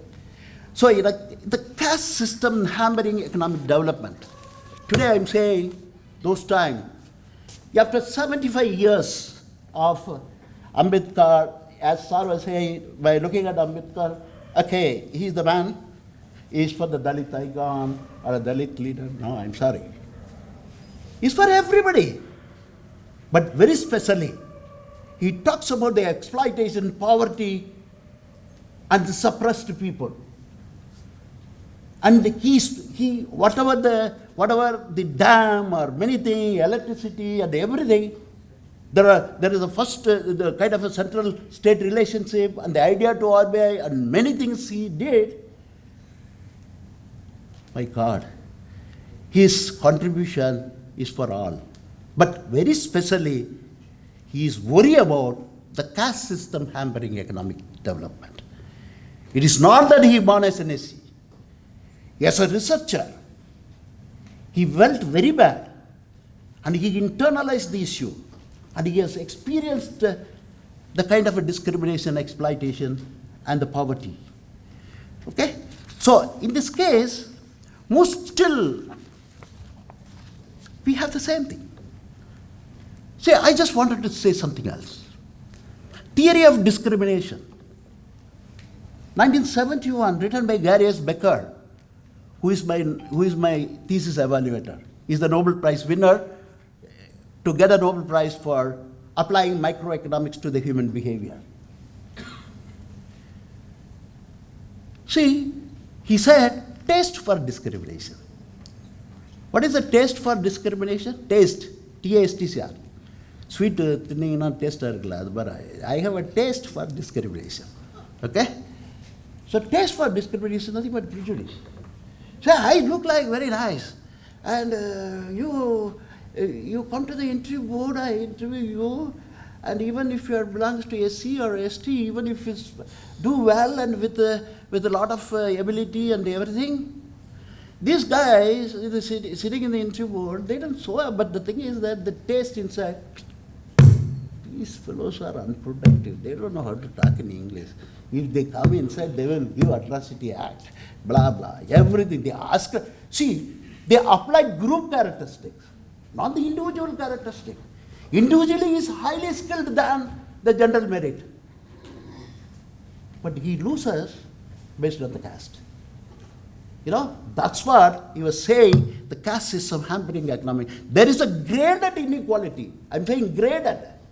First grade, second grade, this graded inequality still it is there. Please read the book. Recently I have published in Oxford University Press, is Status of Scheduled Caste in India, Employment Discrimination and its Impact on Poverty. That's in Oxford University Press, and also various papers I have written in EPW and many international journals, with a lot of econometric application.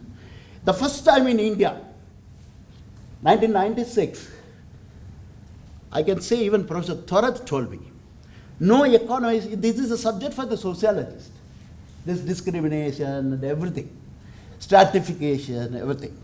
1996, my thesis, one of my chapter in my thesis, is the caste discrimination based on 19 lakhs observation, 19 lakhs sample in India. I use CSIR data, which is scientific and technical manpower data. You must have also entered and given DHTP data that time.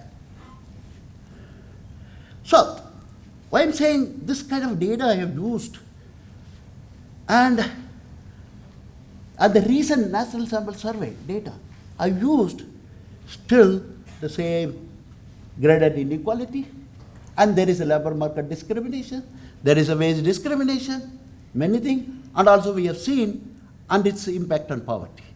The impact of discrimination on poverty. Suppose if we remove the discrimination in certain issue, because your view discrimination is a misallocation of resources. So if you remove it, the thing is that how many people they come out of from the poverty. That is the work which we have done. This is the first time in India that all the simulation was done. How many people, if you remove discrimination, how many people can come out of poverty? And also various of my paper. And finally, we also have done lot of micro exercise. Sir, this is called audit study. This is James Heckman, the Nobel Prize winner.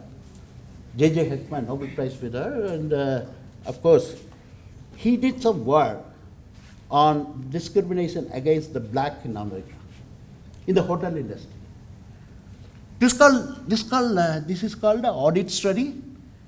Okay, it's called audit study, or a different name they say. What we do is that, what we did, myself and Professor Thorat, there is 4,000 advertisement in the private sector MNC. The another argument, so I was saying only the reservation, not only in the public sector. Please read State and Minority, page number 374. Beautifully he written, even the private sector is accountable, there should be a reservation in the private sector. None of us will see. And there was some in the Congress time, before 2012, before 14, there is some argument, and Vantek Singh Ahluwalia and then the Prime Minister was very fond of that. A lot of discussion of course I was part of the industry people, academician, policymaker, a lot of fight. The industry people claim that, no, we don't ask for a caste in our application. We don't ask for a caste in our application. But how come we are in discrimination? No way. Then I started saying from the theoretical insight and the empirical insight, private sector, the discrimination in private sector is more than the public sector. Of course, in public sector, as you said, because the effect of reservation we have sold. But in private sector, we are not asking the name. Then, the next meeting, somewhere after 6 months, before that we have conducted this study. Collect all 4,000 4,000 advertisement of MNCs which is appeared in the daily newspaper in Delhi. Okay? For every CV, for every advertisement we create a CV with the equal qualification. In North, no surname. If you say surname, I'll tell you whether you are a Brahmin or a Dalit or something else. Because the surname is important. This private sector, mostly they use the surname. Good that Tamilian, they cannot find it out. Now we have the Subramaniam Madheswaran. How you find whether I am a Dalit or a non-Dalit? Nothing. But except Tamil Nadu and the rest of the state. Tamil Nadu, thank you very much to Dravida people. So they abolished this surname. So otherwise, if surname is there, you are all gone. So we put the Sharma, Trivedi, several surname and Dalit surname. We create CV, equally qualified, equally having a skill, one side. Another, this fellow, low education, low skill, this fellow, more education, more skill, one side. Like this counterfactual, we created all the combination of, and apply, we have some 100 address. Our friends' address in Delhi, 100 address. They will help us once the interview call comes, they will intimate us, we will note down as a data. Oh, how many times the people have been called. We send out 4,000 applications like this. Each advertisement permutation combination. You know what is the probability of calling for interview for the SC? 12%. The probability of calling for SC, 12%. The probability of calling the Muslim people were 8% in the MNC. And in the meeting, Bajaj was saying, no, we have 35% OBC. I said, just now you are saying that you never asked for a caste. But how come you have 35%?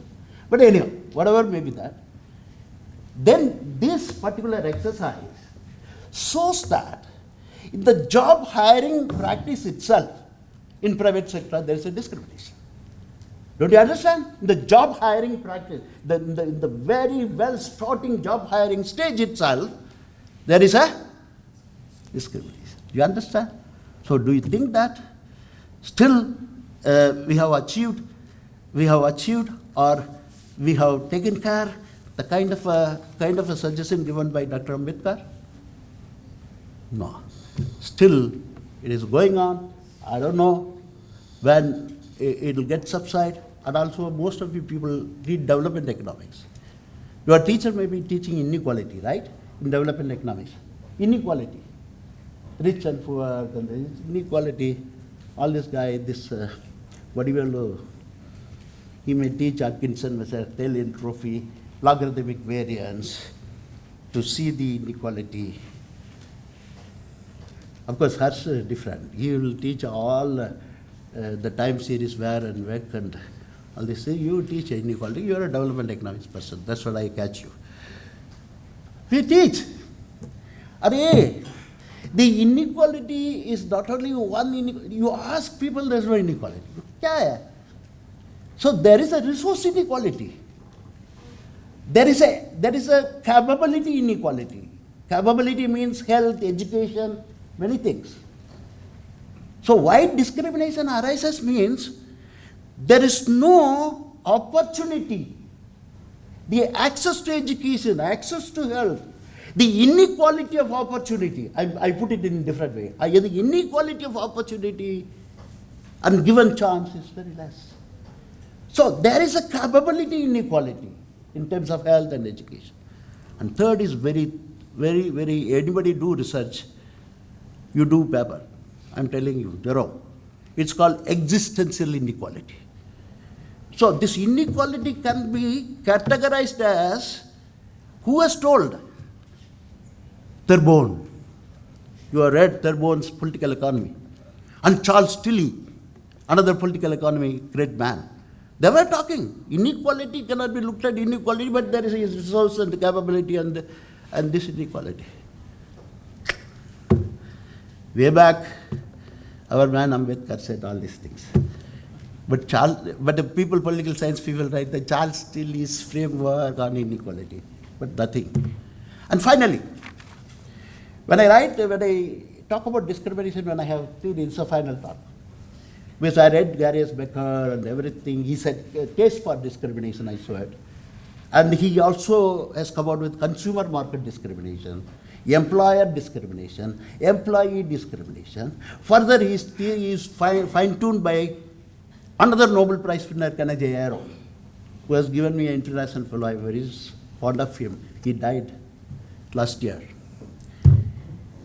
Another fellow has come, all are Nobel Prize winners. Another fellow has come, it's Edmund Phelps.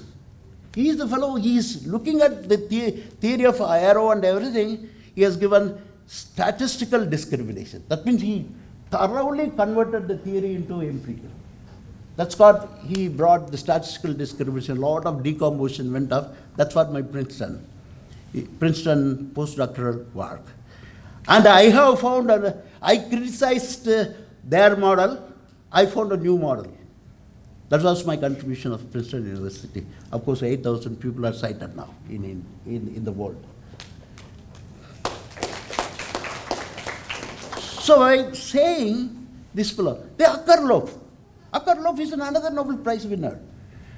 We teach her in economics, utility is a function of consumption, income, blah, blah. But he said utility is a function of social custom, prestige, existential inequality. Listen. Read Akerlof. Utility is a function of social custom, prestige, and ashamed. That's called existential inequality. And another fellow has come, Janet was another Nobel Prize winner. He brought general equilibrium theory, what these people teach now, economics teachers. He is the first man in the Journal of Political Economy in 1997. He was writing that discrimination is misallocation of resources.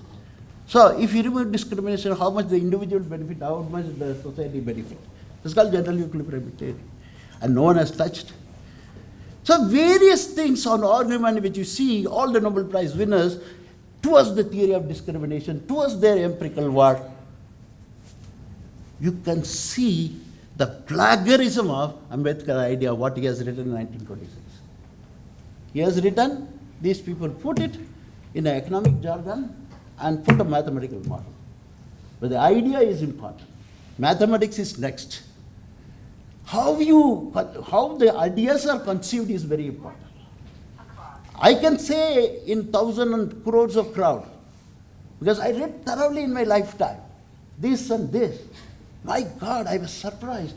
How come this Gary Becker writing theory of discrimination in 1971 and getting a Nobel Prize? Our man has written in 1920. Same thing. He was also talking about employee discrimination. Even he talked about consumer market discrimination. I've seen some of the Valmiki produce some milk. The cooperative society will not get that milk. The other people will not buy. That's a consumer market discrimination. Still it is happening in North India. I don't know in South India. Still it is happening. It's a scheduled caste is having some kind of a shop and everything. This in North India I've seen. The people won't go and buy some of the villages. Even the milk, they produce the Valmiki or whatever, the caste, and they produce. No. So he went back consumer market discrimination he has written. So why I'm saying his economic ideas, though remain scattered, need to be studied afresh, not only to acknowledge him as a great economic thinker and national builder, but also for enriching the current quality of economic thinking and generating cognitive knowledge about the determinants of the required socio-economic political transformation of Bharat, and to improve our governance and policy-making environment. It is more so because even after 7 decades of promulgation of the Constitution, we are having one Constitution, the TV, everybody will see. Have you seen Constitution? Have you seen Constitution book? Have you seen? Library may have? Very good. I'm very happy. You have seen in this age. In my age, I have not seen. In your age, I have not seen. Okay, anyhow. So the thing is that it's more so because even after 7 decades of promulgation of the Constitution, the dream about the Bharat or India as visualized by him remains unfulfilled, and issues related to justice, liberty, equality, and fraternity so close to his heart remain unresolved. That's what most of my empirical work about the justice, equality, liberty, I didn't touch about it, but these are all things still, it's remained unresolved. Yesterday morning, I left for Mysore around 5:30 in the morning because the Karnataka government has created a high power committee, and also they had given 1 crore rupee to our institute, and I am the high power point, remember, to see the scheduled caste sub-plan fund and tribal sub-plan.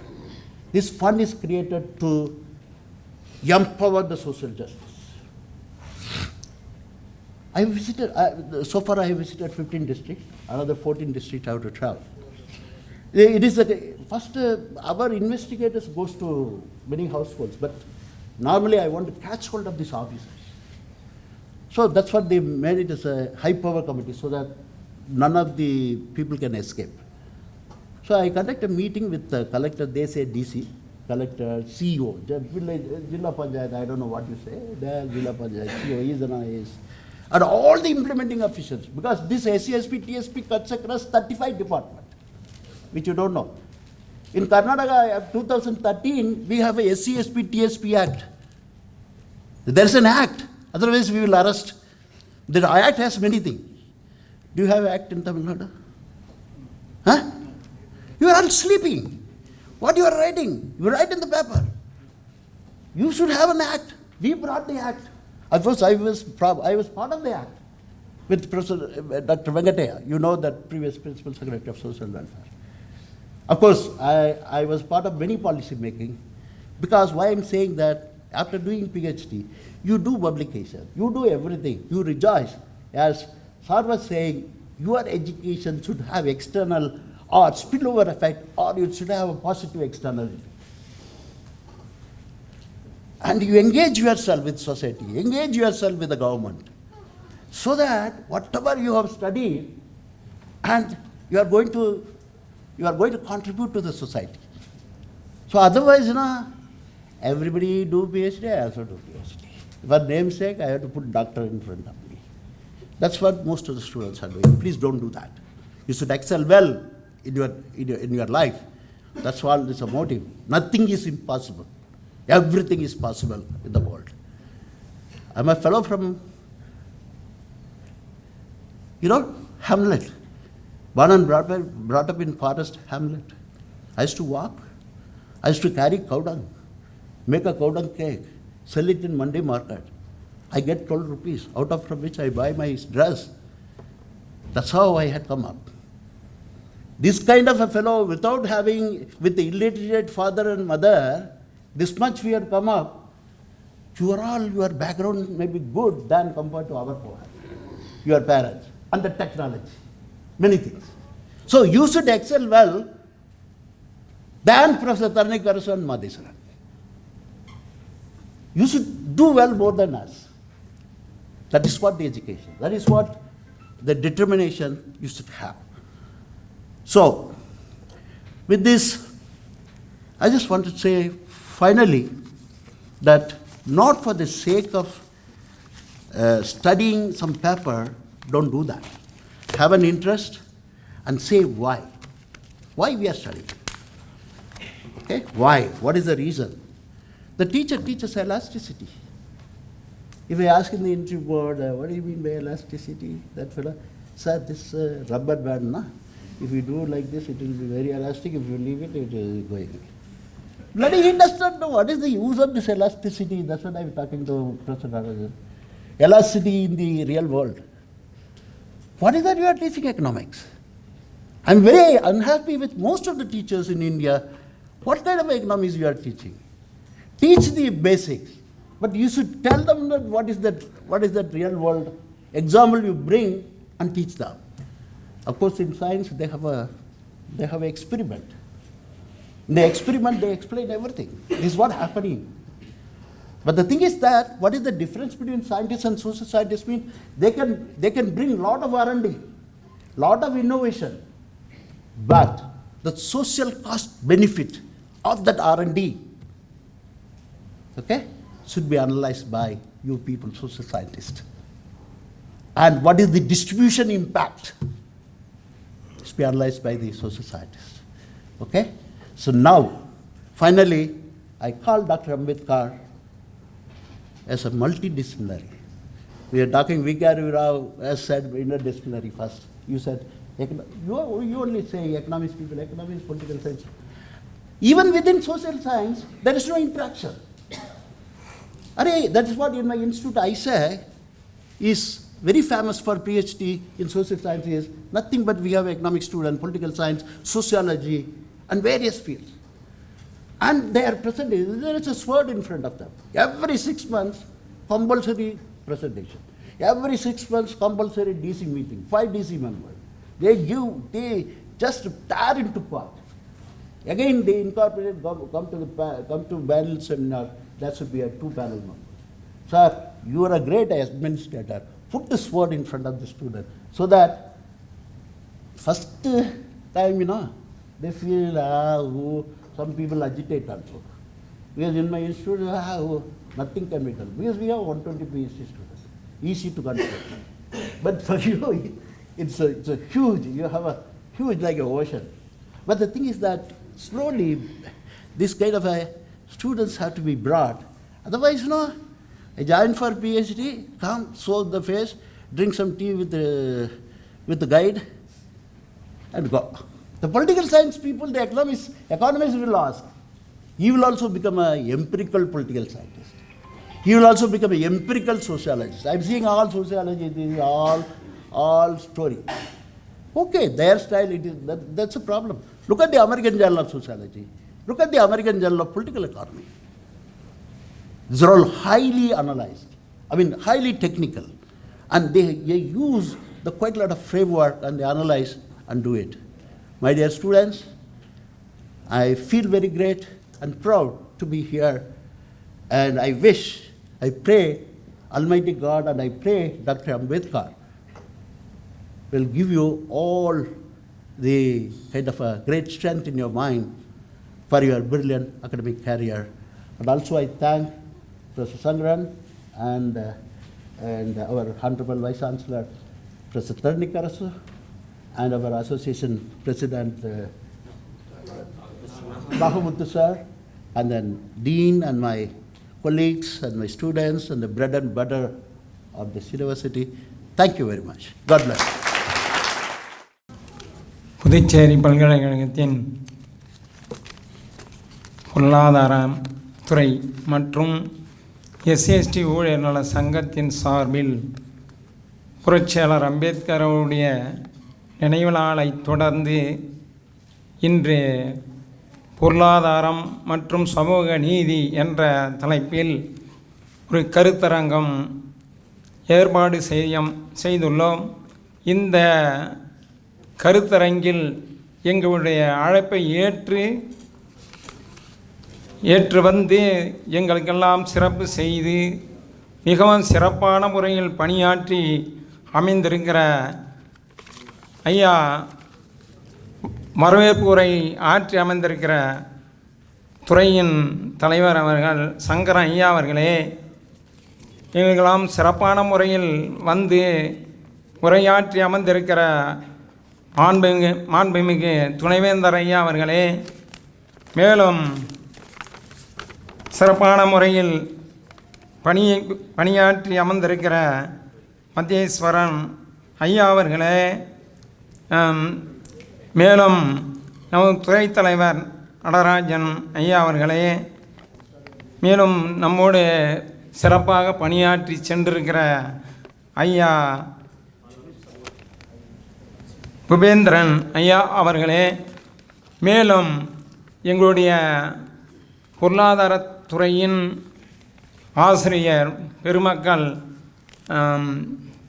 நம்முடைய Jerome ஐயா அவர்களே, மேலும் சிவசங்கரன் ஐயா அவர்களே, மேலும் எங்களுடைய சங்கத்தின் நிர்வாகிகளே, இங்கே எங்களுடைய அழைப்பை ஏற்று வந்து எங்களுக்கு சிறப்பு சேர்த்து அமைதி காத்து நடத்தி தந்திருக்கிற நம்முடைய பேராசிரியர்களே, ஆசிரியர் பெருமக்களே, ஊழிய பெருமக்களே, அதிகாரிகளே, மேலும் நம்ம மாணவ செல்வங்களே, இங்கே மீடியா துறையிலிருந்து வந்து ஒத்துழைப்பு நல்கிய ஊழியர் பெருமக்களே, மேலும் நம்முடைய மின் பிரிவில் ஊழிய பெருமக்கள், உங்கள் அனைவரையும் எங்களுடைய பொருளாதாரத்துறை மூலமும் எஸ்எஸ்டியினுடைய ஊழியர் சங்கத்தின் சார்பிலும் மனமார்ந்த நன்றியையும் நெஞ்சார்ந்த வாழ்த்துக்களையும் தெரிவித்து வாழ்த்து சொல்லி நன்றி வணக்கம்.